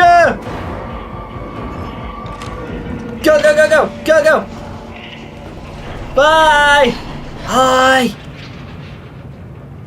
Well, now she knows I'm here. Hoopla! Escape out the window. They'll never catch me. Oh, the lighting. Look at the lighting. So good. Yeah, little improvements again, going back to what I was saying about this being the enhanced edition. You'll notice the like little flecks of dust in the air and things like that. Just very, very minor concepts that just add to the overall atmosphere of the game and make it really immersive. Just small things like that.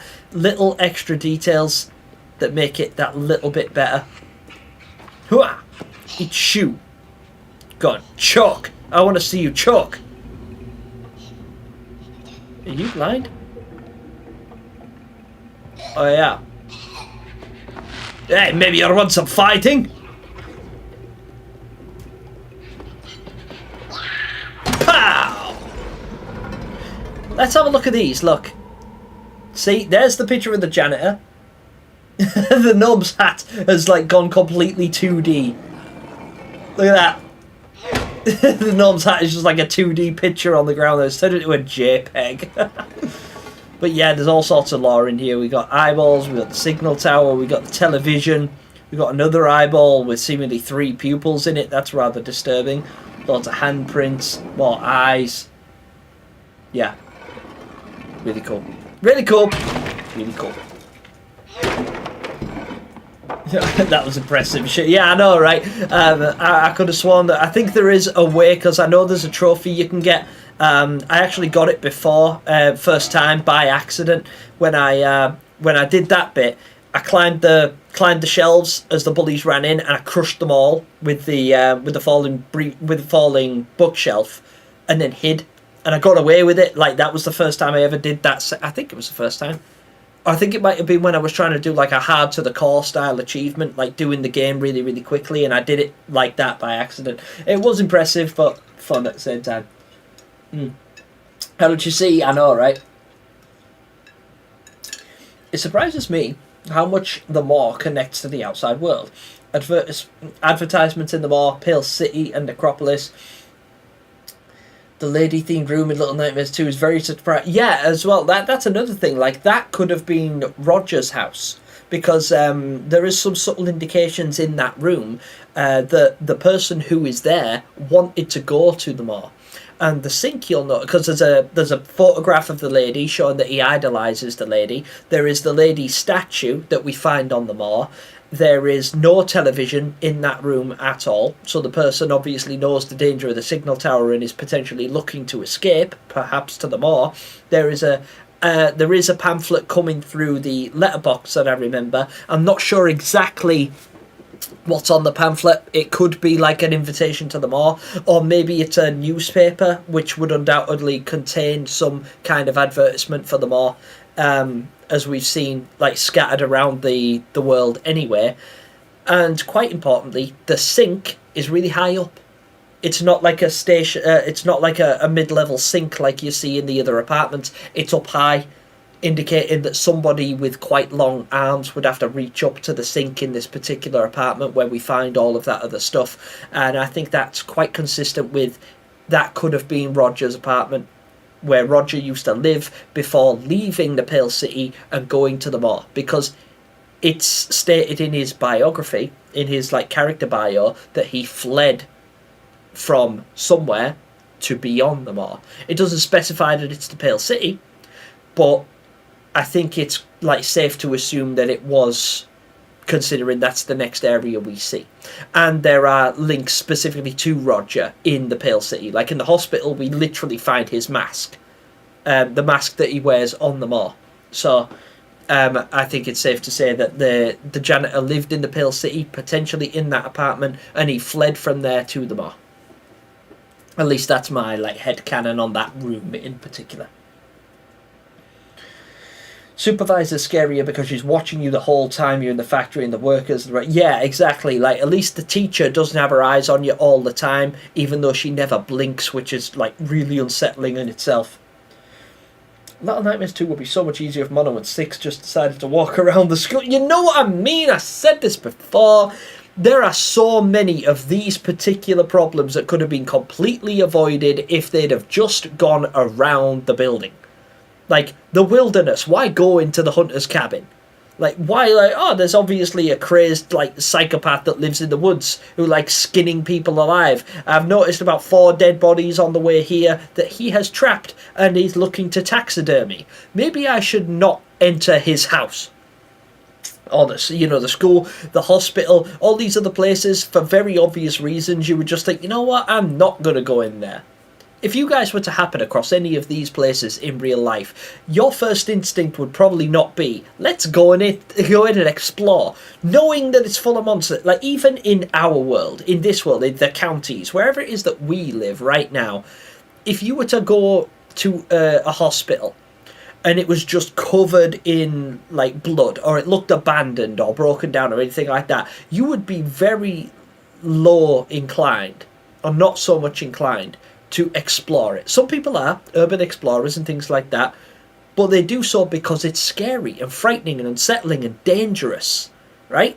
So if you were to know with 100% certainty that it is littered with monsters and creatures and like residents that wish to do you harm, why would you ever consider going inside? But I know why. Video game logic. If we were to avoid all of these areas, then we'd have never got to play through them, and that would have made for a rather dull game, wouldn't it? That's why. Hey, Kenshi dude, what is up? Hello there. Wait, chat, Gemini has eyes, and the Little Nightmares has a lot of eyes. Is Gemini secretly a resident? Maybe I am. What of it? What resident would I be? If I was going to be, what resident would I be? If you guys could design me as a monster in the Little Nightmares universe, what would I be? Like, would you think that I'm one of them monsters that you've already seen? Or would you give me an entirely new concept? I'd love to know that. What monster do you guys think I would be? If you were to create a character design for Little Nightmares based on me, what would it be and why? I'd love to know that. Please, if any of you guys have got any ideas on that, please expand on it. I'd really like to know what kind of monster you think I would be. In the cafeteria, you will see the fun. Yeah, exactly. Sure, they could have walked around, but where would the fun in that be? Yeah, exactly, right? That's exactly my point. Get in there, man up! I'm glad we got to interrupt whatever abuse is happening down there, though. Look at this horrible Gone away with you, you hideous spawn.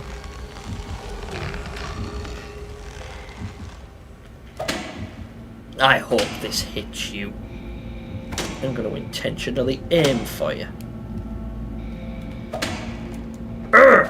Take that! I hope I didn't hit the kid and just make things way worse.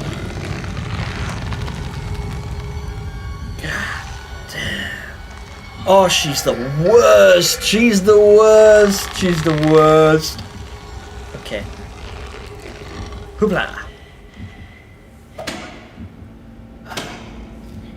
What I like about Little Nightmares 2 is that it's much of an open world and not in one place like yeah, I quite like that as well. Now, don't get me wrong, Little Nightmares 1 did a fantastic you know, the maw is big. It was big enough to give us a whole game and a lot to explore, and there was enough variety to keep it very, very interesting. But I feel like this area really lets you know the range of the universe and the nowhere. Like the nowhere in general is very broad and like widespread sort of thing. And when we first played Little Nightmares 1, like 7 years ago, it was easy for us to believe, because there was no nowhere back then, or at least it wasn't called the nowhere, it hadn't been revealed to be a world of nightmares. It was literally just, you know, the maw. And that's all we had. Oh, I forgot about this scene. Go! Yeah! Great tension in that area right there. Yeah, so there was just the maw, and we didn't know that the maw wasn't it. You know, like, as far as we were concerned, it was like, well, is the maw all there is to offer in the nowhere? Oh shoot, I'm not far enough around. I'm not far enough around. There you go. Oh, go away! I don't know how she doesn't see me. Kind of want to say hey. Hi.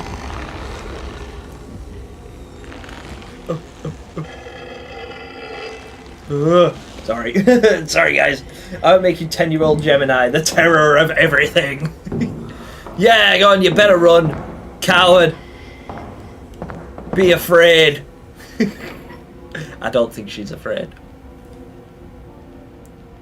Hiya! Let me see. Let me see what some of you guys have to say about this. Yeah, sorry. So yeah, Kenshi Dude, I agree that I do think Little Nightmares 2 expanded on the Nowhere really, really well and let you explore outside of it. But I do think Little Nightmares 1 did a good job of keeping variety by letting us explore the expanse of the Maw. But we had no idea what was going on outside of it other than ships are ferrying people to the Maw. And those people were haunted and disturbed the same way the residents of the Maw were also. So it's like, well, whatever's going on outside of the Maw is clearly just as bad as what's going on inside the Maw, even though the Maw makes sense as far as Nowhere logic is concerned. I still don't see how, but apparently to them it makes sense, so that's fine. The streamer. Yeah, well, that would be quite fitting, actually, wouldn't it? Like, but how would I chase you? Like, would my entire concept just be sitting here leering at everyone? Like, what would my special power be? And what would I look like? Probably just like this, right? Do I just look like a resident to you guys? I don't like the original Little Nightmares comics because it seems like they were trying to mix in the Nowhere and the Waking World. Potentially, yeah. I think the only thing I didn't like... well, I did like it because it helped to expand on the lore. The only thing I didn't necessarily like about the original comics was the fact that the characters had dialogue. And I found that like quite hard to grasp, considering that, you know, we'd never experienced dialogue before. But also the comics would find it quite a difficult story to tell without dialogue and without some kind of narrative behind it. So I can forgive that. You know, it's totally acceptable to me. In fact, I'm currently working on a comic series of my own, based in the Nowhere, based on the Little Nightmares universe with characters that you know and love. I'd really like to know what you guys think of it, and I'm excited to share it with you. But right now, it's currently in this very early stages of development, so you won't be able to see it just yet. But that will also contain some dialogue. I haven't decided on like the range of that dialogue yet. You know, I'm going to try and keep it as brief and as like law, as law parallel as I possibly can. But I also understand the importance of telling a story through a narrative, and I will need words to do that. It's another reason why I'm so excited to read the Descent to Nowhere comics, because they will give me some pretty good ideas and a lot of inspiration for creating this particular thing. You'd be a computer programmer surrounded by papers and scribbles doing all your law notes. Yeah, yeah. Imagine I would be the theorist. And I'm just like obsessed. I've just got maps of the Nowhere everywhere, covered in pins, a red dotted like red string tied to everything that I've linked together with photographs of like different denizens and different people I've spotted throughout the Nowhere. And it's all just channel members. Dark Door 14. If you got out of bounds, teacher is actually hitting herself. Yeah, I actually seen that in Just George's video where he goes out of bounds and he notices where the teacher is disciplining someone. There is no character model. I was really grateful for that, actually, because it would have been horrible to witness. Even if it's a bully, I'd have still felt sorry for it. But yeah, she's literally just got a stick and she's just cracking mid-air. Like, she's just whacking her own leg. But it's still like a... That's the point, is we're not supposed to go out of bounds. We're supposed to consider who that could be. And the fact that we don't get to see it is arguably more disturbing than if we did. And that's why they made it intentionally so that you can't pan the camera down that far. But there are ways to hack the game and find out, you know, the things that you weren't supposed to see. And in a sense, it ruins the law in a kind of way. But it's also a lot of fun. Like, don't get me wrong. I've been out of bounds and I love doing it. Also, gonna blow out my candle because it's burning. I've had it on for like 2 hours now. I shouldn't let it burn that long, but it smells like vanilla and it's really nice. Eater of hats. Eater of hats? More like eater of gnomes. I'm really tempted to eat these guys. I've got some little gnomes here that I really want to eat, and it's cheat day, so I'm allowed to, but I'm not going to do it until we hit a certain marker. But what do you guys think of my gnomes? For those of you guys that haven't seen, I know I've shown them off a couple of times already, but what do you think of my little gingerbread gnomes? I made them myself. I'm really proud of them. I love how they turned out. They smell delicious. They look delicious. They're covered in like black goo. It's really sugary, sweet and delicious.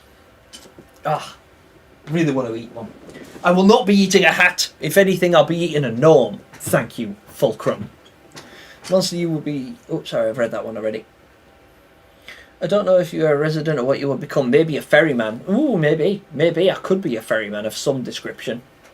Maybe not as powerful as the ferryman, I don't think. What's going on, Nightmare? Don't you worry about it. It's alright. I was actually just saying earlier on that I don't hold it against anybody who can't make it to every stream, because I love watching certain YouTubers. I absolutely love watching certain YouTubers, but I'm not able to make it to every single live stream. I have a life to live, I have work to do, I have studies to do, I have family to see and attend to, and I have people like relatives to care for and all the rest of it. So when people apologise to me for not making it to streams, it's totally fine. I absolutely accept that you have a life outside of YouTube. I just hope that whatever you're doing is going really well for you, that's all. And it's great to see you in the chat, and welcome back. But never ever feel like you have to apologise to me for not being here. I'm grateful for the fact that you are here now. I think 6 would win, or maybe alone. Ooh, who would win in a fight without powers? Mono, Law, 6 or alone? I think 6. I think 6 could take everyone, even without her powers. I feel like 6 has got the pure savagery needed. Like, we literally watch 6 take out a bully with her hands. Like, she messes him up. If Mono tries to do the same thing, he gets owned. But 6 is straight in there with a bare hand, she totals him.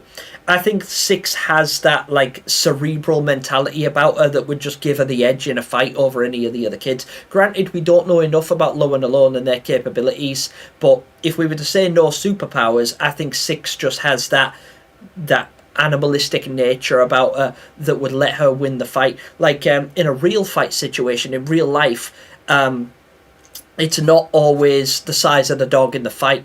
Like, you can be like, I am not a particularly big guy. I can handle myself, don't get me wrong. Like, I'm a trained fighter. I've done cage fighting and things like that. I've been a competition level fighter in my past. I work out all the time. I'm fairly strong, but I'm not a very big guy. The reason I'm like capable in a fight, even with people bigger than me, is because I am notoriously difficult to fight, because I don't stop. I don't go away. If people want to get into it with me, they better be ready to kill me in the street, because it's never going to get better. I won't stop coming back. Even if you manage to get the better of me in an actual fight situation, you better get used to looking over your shoulder, because I'm never, ever going to go away. I will become a bad dream. Like, I will be a nightmare for you. I'll find out where you live. I'll find out where you work. I'll find out the way you drive there. I'll find out the bus route you take. I will know everything about you, and I won't stop coming back until I've had my fill. I will spend the rest of my life ruining yours if you get into it with me. And I feel like 6 has that kind of nature about her where she's just like, no, you've done wrong by me. You are completely unforgivable, and I'm going to spend my life trying to execute you. Whereas Mono and Low and Alone all seem to have a very caring, nurturing, and, like, consciousness about them. Whereas 6 is just dark on a level that makes her more dangerous. So even though she might not be necessarily the physical strongest, I feel like she's got the most capability in a fight. I did a pen and paper once. Oh, sorry, I didn't greet you. Lol Locks. I'm sorry, I can't pronounce your name, but hello and welcome. I'm going to read your comment. I did a pen and paper one-shot set in the world of Little Nightmares. Each player was playing a child and explored the world together while I was the dungeon master. That sounds awesome. That would be really exciting. I'd love to do something like that. It's sort of like a role-play scenario. I think that would be a lot of fun. That sounds really cool. Yeah, I really enjoy that concept. I'm so glad that you were able to explore that and had fun doing it. Lo would win because he's got a bullet. Yeah, literally, I'm here talking about, oh, Six would totally whoop him. Six would take anyone. And then Lo just goes, pap. Just takes her out in one shot. Your power would be making theories that would come true. Yeah, imagine that. If I could will a theory into existence. That would be cool, but it's kind of hacks. Clamori, hello and welcome. We got winners in the chat. This Clamori is one of our giveaway winners. In fact, I think now that Clamori is here, we've had all of the giveaway winners in chat so far, because I think there's 5 of you guys in total now. And I've now that Clamori is here, I've seen and greeted each and every one of you. Because for those of you guys that don't know, I will do giveaways on the channel every now and again. Usually for special events, like one that's coming up, perhaps. I might do one for Valentine's Day, I haven't decided yet. But I do stuff like that quite frequently. And it's really nice to see the winners in the chat. Because those of you guys that are like regular consumers of my content that show me support, people like you are the reason I'm able to do this sort of thing and create this kind of content. All the things that I'm working on so far, the playable version of the Little Nightmares 2 DLC that I'm working on with the Oldest Nightmare, the unique comics series, the speculative DLC, even the theory videos, that I have to pay artists to work on those with me because I'm not an artist, so I need to invest money, my own money that I don't have a lot of. So having you guys support me financially is amazing. That's why the donations tab is there, and that's why I have memberships available and everything. There is no sob story or anything like that. It's literally just a case of, if you donate to the channel, know that your money is going into producing this content, and that's why I'm so very grateful for it. So yeah, thank you all so much for that. Bear with me. I am going to take a very quick break just so that I can use the bathroom, get a quick top up of my beverage, and I will be right back to play a little bit more of this. We're probably going to try and get to the end of the school in the next half an hour or so. It might not be the end of the school, but I'm going to play a bit more of the game anyway while it's quiet enough to do so. But yeah, feel free to talk amongst yourselves. I will be back very shortly. Don't go anywhere. Remember, don't leave me alone.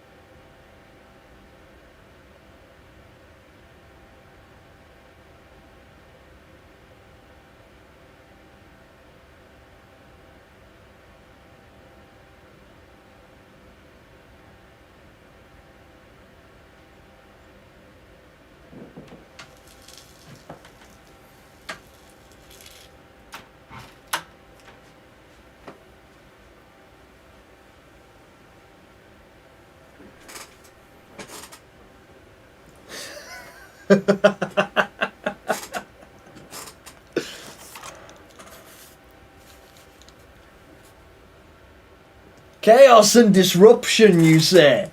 I was reading these comments. Yeah, that anniversary reminds me that I'm still missing the official Hunter diorama statue. Got all of the rest, including the Gamescom press exclusive Monster 6. I've missed out on a lot of them because they're really expensive, and I absolutely love them, and I want them all. I want to collect all of them, but I only actually have I've got 6 in the background. So I've got the official little Six statue that came with the PS4 version of Little Nightmares Deluxe Edition right there. And then I've got this absolute masterpiece right here. I hope you guys can see. I've got this one that I'm absolutely in love with, and it was the only one I was able to buy. And I actually ended up buying this with donation money. So that from donations that you guys make over the course of a year, I was able to save up enough to get 2 of these. I got one of them, and I bought it and I kept it for myself. And I bought another one for one of my viewers who entered one of our giveaway competitions. I believe that was Friggy Monster who won that one. And I do giveaways and stuff like that quite frequently. More frequently than I probably should. But I don't mind doing it. I like to give back to my audience who give so much to me. So I'm very grateful for you guys, and I hope that some of the things that I choose to give back to the community are able to represent that effectively.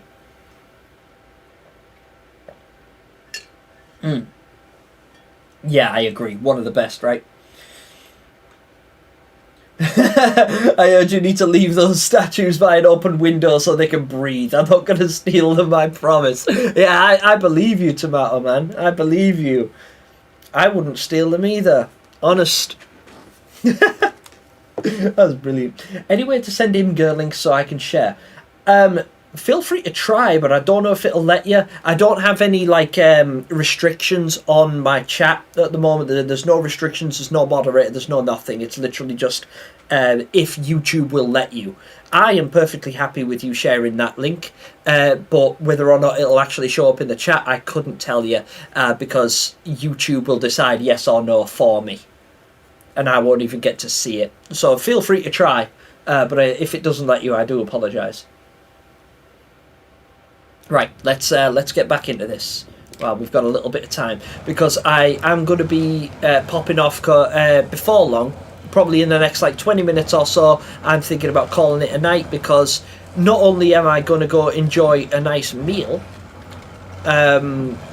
which I have to cook myself, because I'm going to have chicken and rice because I want to get jacked, but also I'm going to be tuning into Mr. Tibbs' live stream, because he's going live very shortly after this. Ooh, I like this office area. Oh, that door just shut behind me. I didn't realise it made a noise. Yeah, so where was I going? Oh yeah, so yeah, I'm going to be tuning into Mr. Tibbs' live stream in about half an hour. Oh yeah, there's a picture of 6. I just realised that's a picture of 6 up there. Interesting. So 6 is already known to this area anyway. Indicates that she might have been to the school before. That might be something worthy of speculation, right? The fact that 6 has been in the school before, or at least that 6 is known to the occupants of the school. Okay.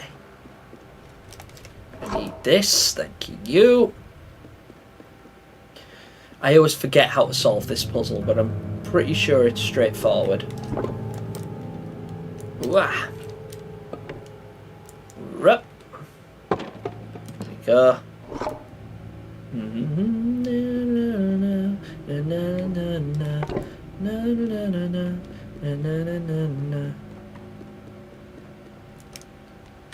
Also really like that that's a picture of the nowhere. I'd love to know what the little annotation in the top left says.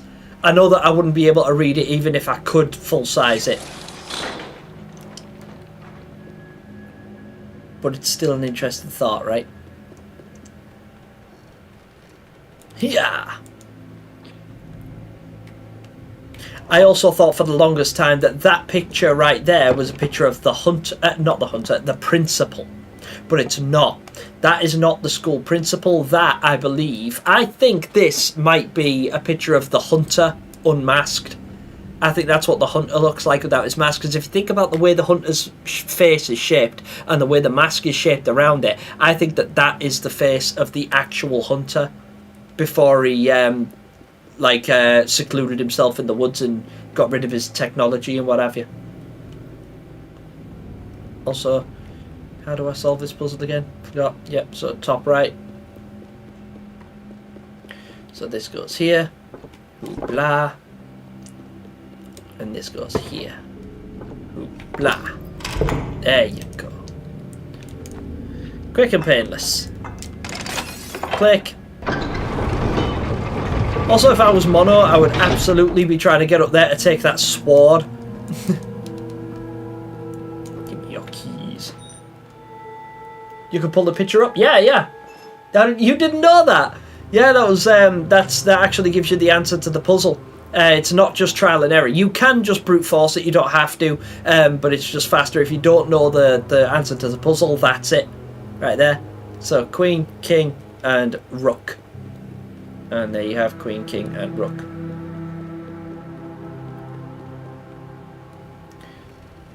My theory is that the picture appears... Ooh. Sorry, 1 second. I'm sorry if I keep going off camera, by the way. Your chat is all the way over there, so I've got... Excuse me. I've got Little Nightmares 2 full screened on my big monitor right in front of me right here. And then your chat is on the other monitor, secondary monitor over there. So if I want to read it, it's tiny. I'm tiny like that. So I have to lean all the way over here to read it properly. How did I not know this? I don't know. Did you watch Squid Game Season 2? I did not, Nightmare. I watched Season 1 and I thought it was great, but people have recommended I don't even bother watching Season 2. Apparently it's not very good, but I don't know.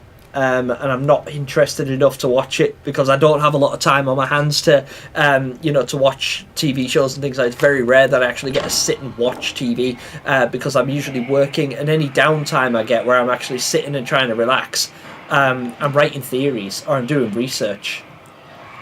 Or I'm working on other projects with other people. If Six was here before, that could explain why why they chose to kidnap her. Yeah, absolutely. They could have been ready for her. Oh, my theory is that the pictures appear in the nowhere as soon as a new child or resident arrives, like their soul just... Yeah, that's actually an interesting theory, that, Clamari. Because I don't know who would take these photographs or how they would find their way into the nowhere, right? It would make sense if they do just sort of appear there. In fact, I know that a lot of things do tend to just manifest themselves into the nowhere. Come at me, bro.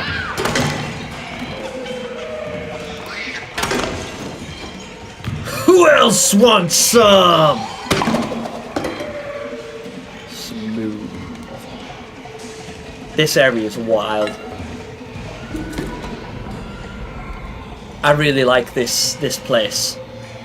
See, this is where the lunch lady would have been. I actually should have stopped in to have a look at the lunch lady, really, shouldn't I? That would have been fun. Also, what do you suppose these guys are eating? Because I'm just seeing a whole load of sausages, and I don't know what them sausages are made of. The sounds coming out of this room are absolutely gross.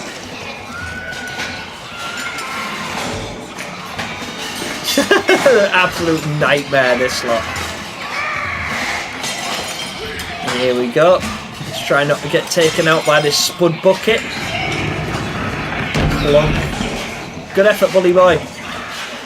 But not bon enough. Oh no, listen. Jord, listen.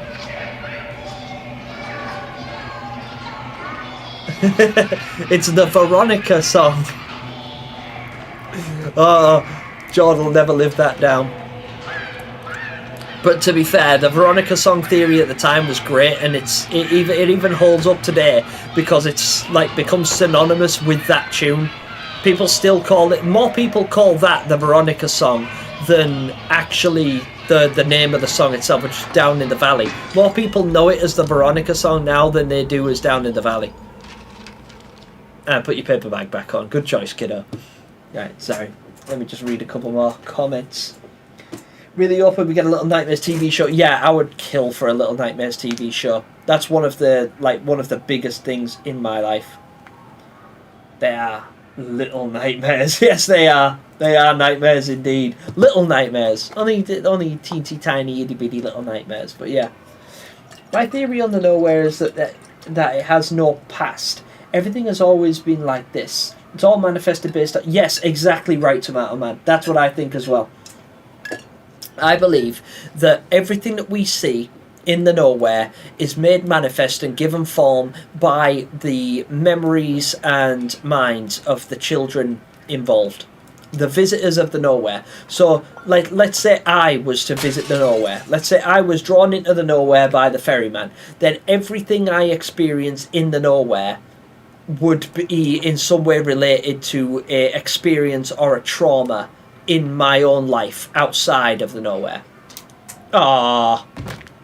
I like how we just sort of limp belly flop there. Oh, poor Mono. Yeah, sorry. Yeah, that's what we were saying. Yeah, Tomato Man. That is what I believe. I think that if what the nowhere would do is my body would evanesce and it would take my physical body and place it into the nowhere.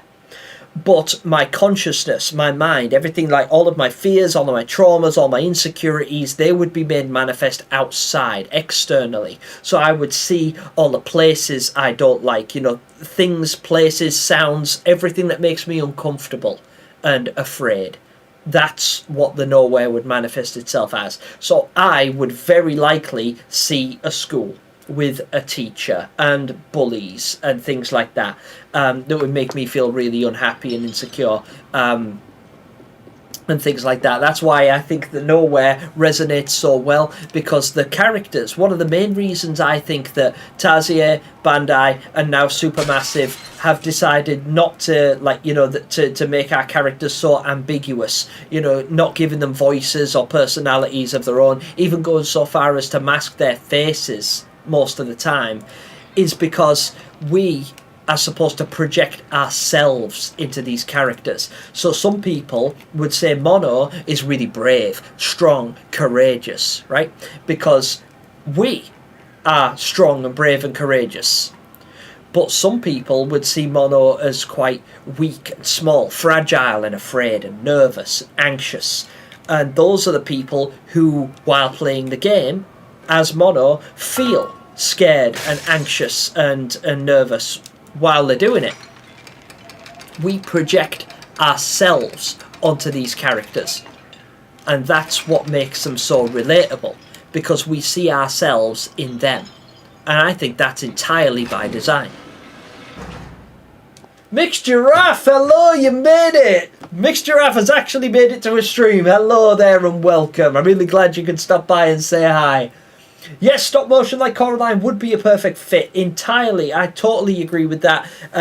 Because when I watched an interview with the director of Coraline, Henry Selick... Uh-oh, did I just screw up? I don't think I did. No, I didn't. Oh, but she's aware that something is amiss. Yeah, when I watched an interview with Henry Selick, he said that, you know, it would be... He didn't expect, because obviously it didn't go anywhere, but that is absolutely the type of style that would match Little Nightmares. Look at how the teacher moves. Look how, like, janky and awkward her movements are. Really surreal, pseudo-humanoid movements that make her just very difficult to witness. But they capture the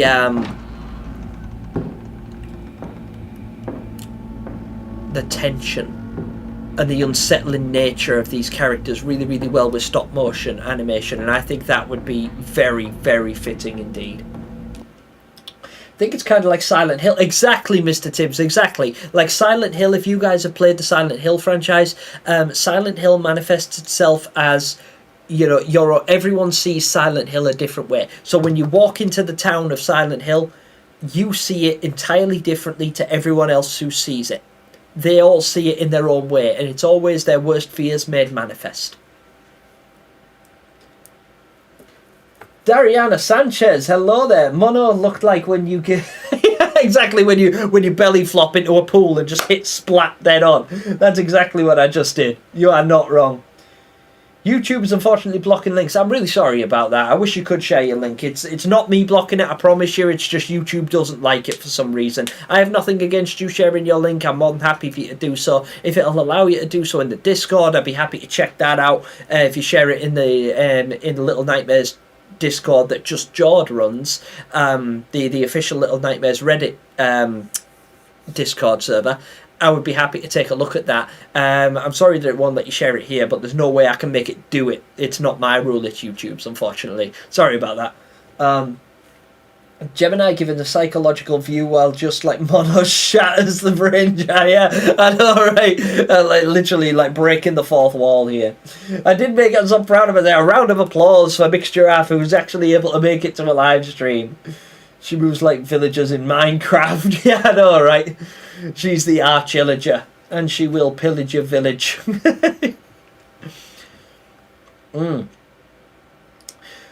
You always have... what's that, Mickey Miranda? You always have a deep and great meanings of the game and life itself. Never change. Thank you so much, Miranda. That's really kind of you to say. Mickey... sorry, I call you Miranda. Mickey Miranda. Thank you so much. That's really kind of you to say, and I really appreciate you telling me that.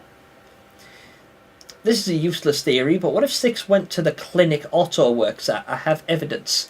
Present us with your evidence. I demand sacrifice. I demand substance to substantiate your theory. I like it, though. And it does have merit. There is that is a possibility, but I'd like to know why you think so. Whoosh, mono. I always get stuck at this door for some reason. I can never seem to get in. Why am I trapped here? Using the push mechanic. Look, he's pushing, it's just not moving anywhere. I think I'm a bit late to the game when it comes to opening this door. I'm always so slow behind the teacher that he can never seem to push. Look, he's pushing on the door, it's just not moving.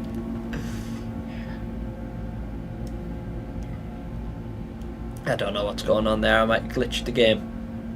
Oh, no, there we go, we're in. We managed, we made it. Don't worry, don't panic. Don't panic, guys. Oh, wait, I want to see this evidence that Samantha's got. Otto refers to Noon as patient 1224. What if 6 was patient number 6? Yeah, absolutely. 6 could have been patient number 6. But, also, consider this, and I'm not saying you're wrong, because we don't know how many patients Otto's dealt with or how long he's been there, but if you were to deal with 1,224 patients, that's 1,224 people that you have to speak to individually every day. And if you think about how long these sessions are, he spends a couple, like half an hour with Noon every day, right? So if you were to spend half an hour every day with each person, it would take decades to get from patient 6 to patient 1224.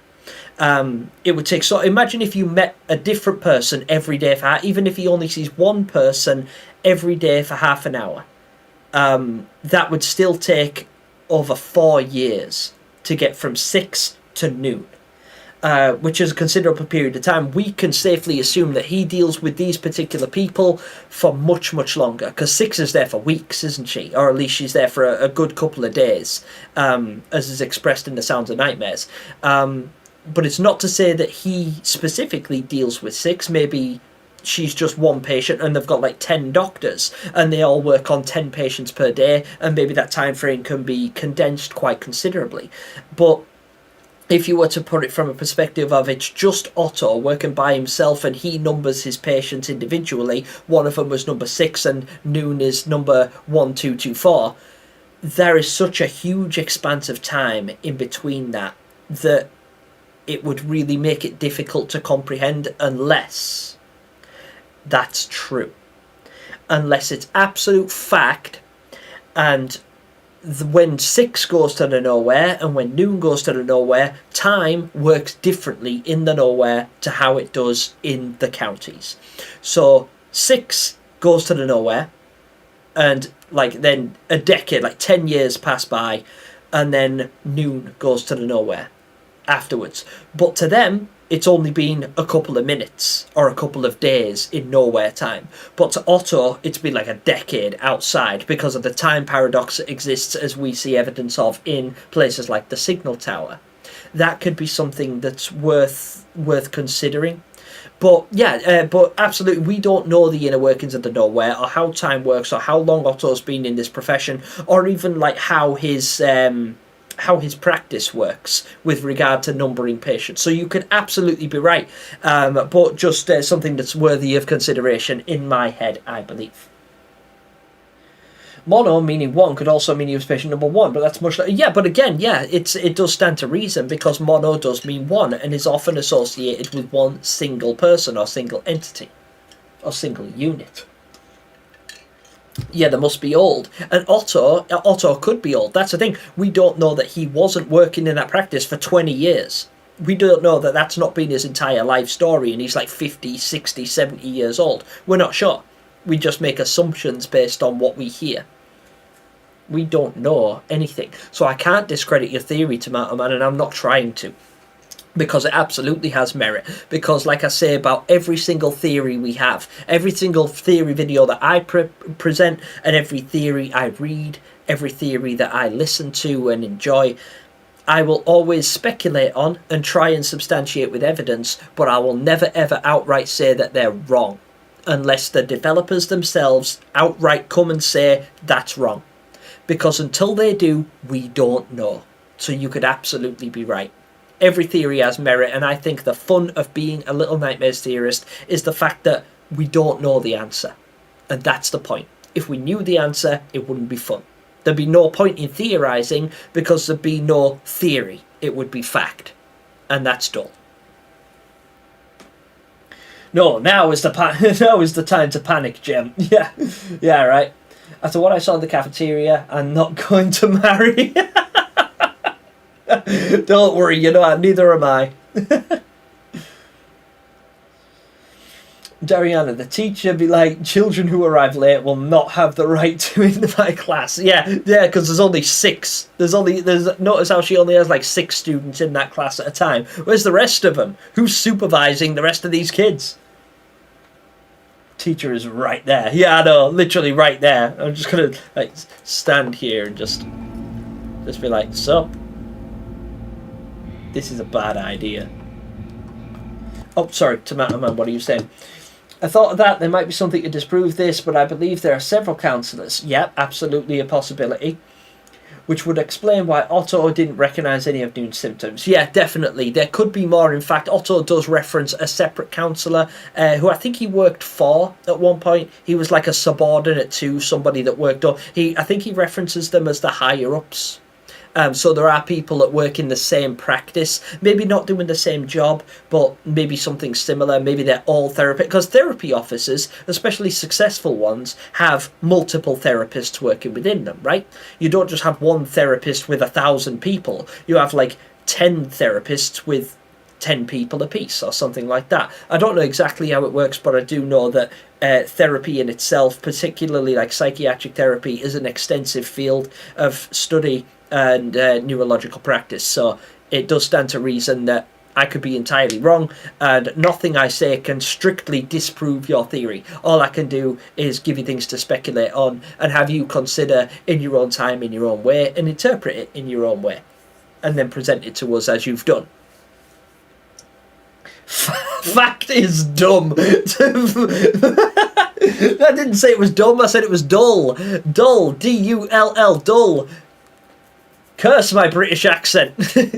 No, fact is dumb. No, fact is dull. Theory is fun. Fact is dull, because fact is fact. It's like, alright, it's fact, and it can be cool, but if I was presenting to you Little Nightmares facts, I would be very limited in what I'm able to actually present to you.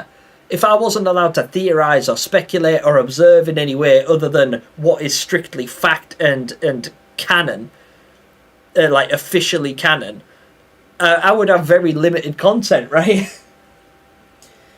I'm dying for season 2 of Santa Nightmares. Yeah, I know, right? Can't they just confirm it's being worked on? If only. If only. Have you noticed that the chair Mono is sitting on in the 4th anniversary is the Thin Man's? Oh no, I didn't notice that. But I'm so glad it is. Because that's horrible. Horrible foreshadowing. I think that's why I love Little Nightmares. It allows you to interpret the story in your own way, which makes you feel more included, invested. Exactly. Exactly. That is the beauty of this franchise, is the fact that we are able to reflect our own personalities on these characters and these concepts, and just really enjoy them for what they are.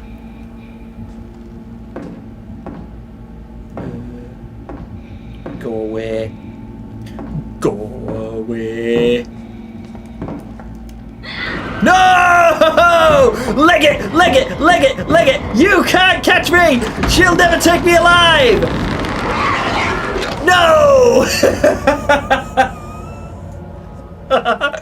I nearly made it! I nearly made it. Oh, that was fun. Ugh. Yeah, totally agree, Mickey Murata. Don't die, Gem. She's gonna get you. I know, she makes me so nervous. Makes me so nervous. Okay. Go in. Go in. You can't stop me. Shh. Hello, Abba Caroline. Hello there. How are you? It's great to have members in the chat. I'm really glad that you're here. Please help me.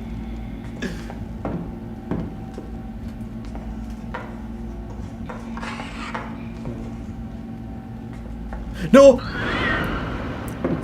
Go, go, go, go, go, go, go, go, go, go, go, go. Jump! Oh, she just snatched me up! She interpreted my jump! No! No! Why am I so bad at this part? Oh, sneaking. Sneaking. She did indeed. The heart. The Dutchman must have a captain. It must. I agree. I agree entirely. Oh, shoot.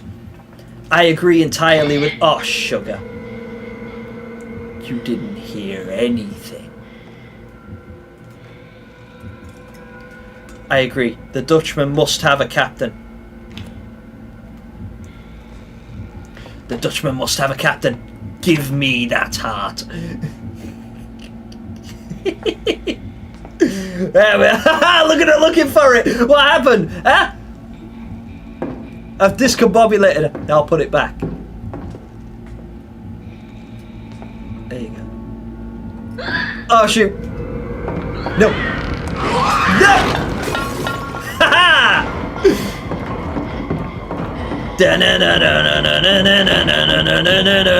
Shall I just wind her up now?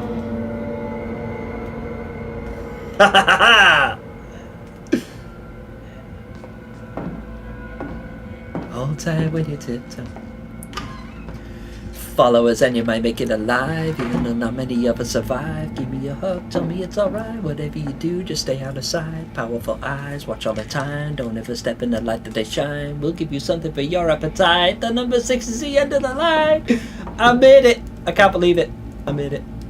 Good. You don't look like you belong here. Would you pinch yourself to see if you'd wake up from a nightmare? Or could you still be asleep? You didn't hear anything. The words of a doomed kid. Yeah, I know, right? Totally pulled the Davy Jones on her.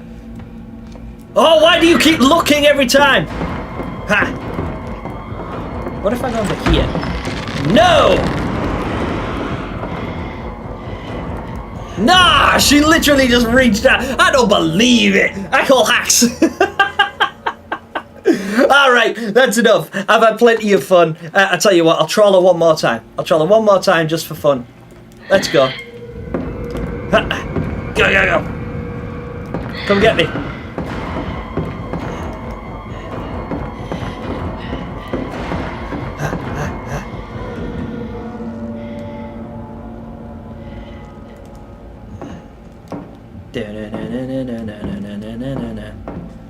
I'm gonna throw something at her this time. Drop an album, Gem. I'm gonna throw this heart at her.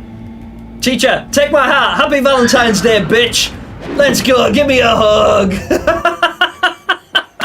Alright then, guys, I am going to wrap up this stream here because I am really hungry and I need to cook my food, and I really want to pop into Mr. Tibbs' stream, which is due to go on any minute now. I think he's going live at 9:30, which is 4 minutes from now.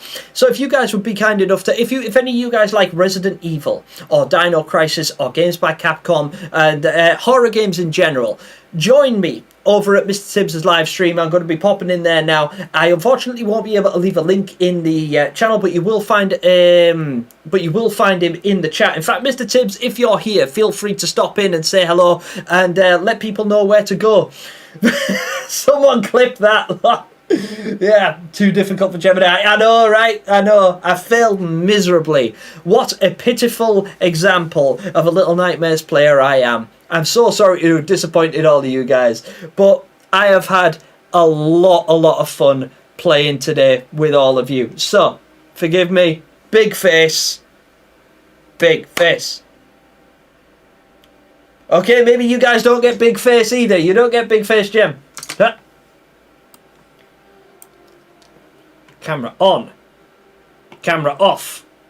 There, big face. All right. Look at my hair. Look what it did to me. All right. So, I have had a blast streaming with you guys today. It's been loads of fun. I have seriously enjoyed myself, and thank you so much for celebrating Mono's birthday. Happy birthday, Mono. Happy anniversary to Little Nightmares 2. It's the 4th anniversary today, which we've all celebrated together, and I think it's been absolutely fantastic. I really appreciate each and every one of you being here. Thank you so much for all of your contributions and your kind donations, and just for being here in general and for spending your time with me midweek. I know that it's a bit unusual for me to be live midweek, and I know you guys had less than 24 hours notice before this live stream took place, so I'm all the more grateful for having you here. But that is going to do it for this time. I really hope you've enjoyed yourselves, and yeah, don't forget to smash like on the video if you have enjoyed it, just to let me know. And if anybody, happy birthday to the little cinnamon roll. Yeah, exactly. Mono is a cinnamon roll. Mono is a cinnamon roll. The real ginger. It only is real ginger, but it's squashed as well. Look, it flattened my hair. Look what it's done to my visage, my poor appearance. That's Mono for a piece of cake. My regards. Yeah, W stream. W's all around. GG's all around. A fantastic stream. Thank you all so much for being here. Please, if you would do me a kindness and slip over to Mr. Tibbs' live stream and go show him some love, smash a like on that video and stick around to see what he has to say, because he explores Resident Evil in a very similar way to the way I explore Little Nightmares, and I do think you'll enjoy him, and he's a good friend of mine as well, so tell him Gemini sent you. He'll know what you mean. But that's going to do it for this time. Stay tuned for my upcoming theory video that you guys are going to enjoy next week. I am very excited to share it with you. Don't forget to turn on notifications because you won't want to miss it. There is a whole lot coming up in 2025, and I haven't forgotten the promises I made at the beginning of this year. If you guys have any thoughts, theories, speculations, or ideas for what you'd like to see on the channel, please drop them in the comments below this video or on any of my videos, because I do read all of them. But for now, I'm hungry and I'm going to go and eat. I am eating chicken and rice, but I'm also going to have one of these bad boys. So, forgive me. But that's going to do it for this one, guys. Thank you all so much for being here. Have a wonderful night. But until next time, that's game over. Bye.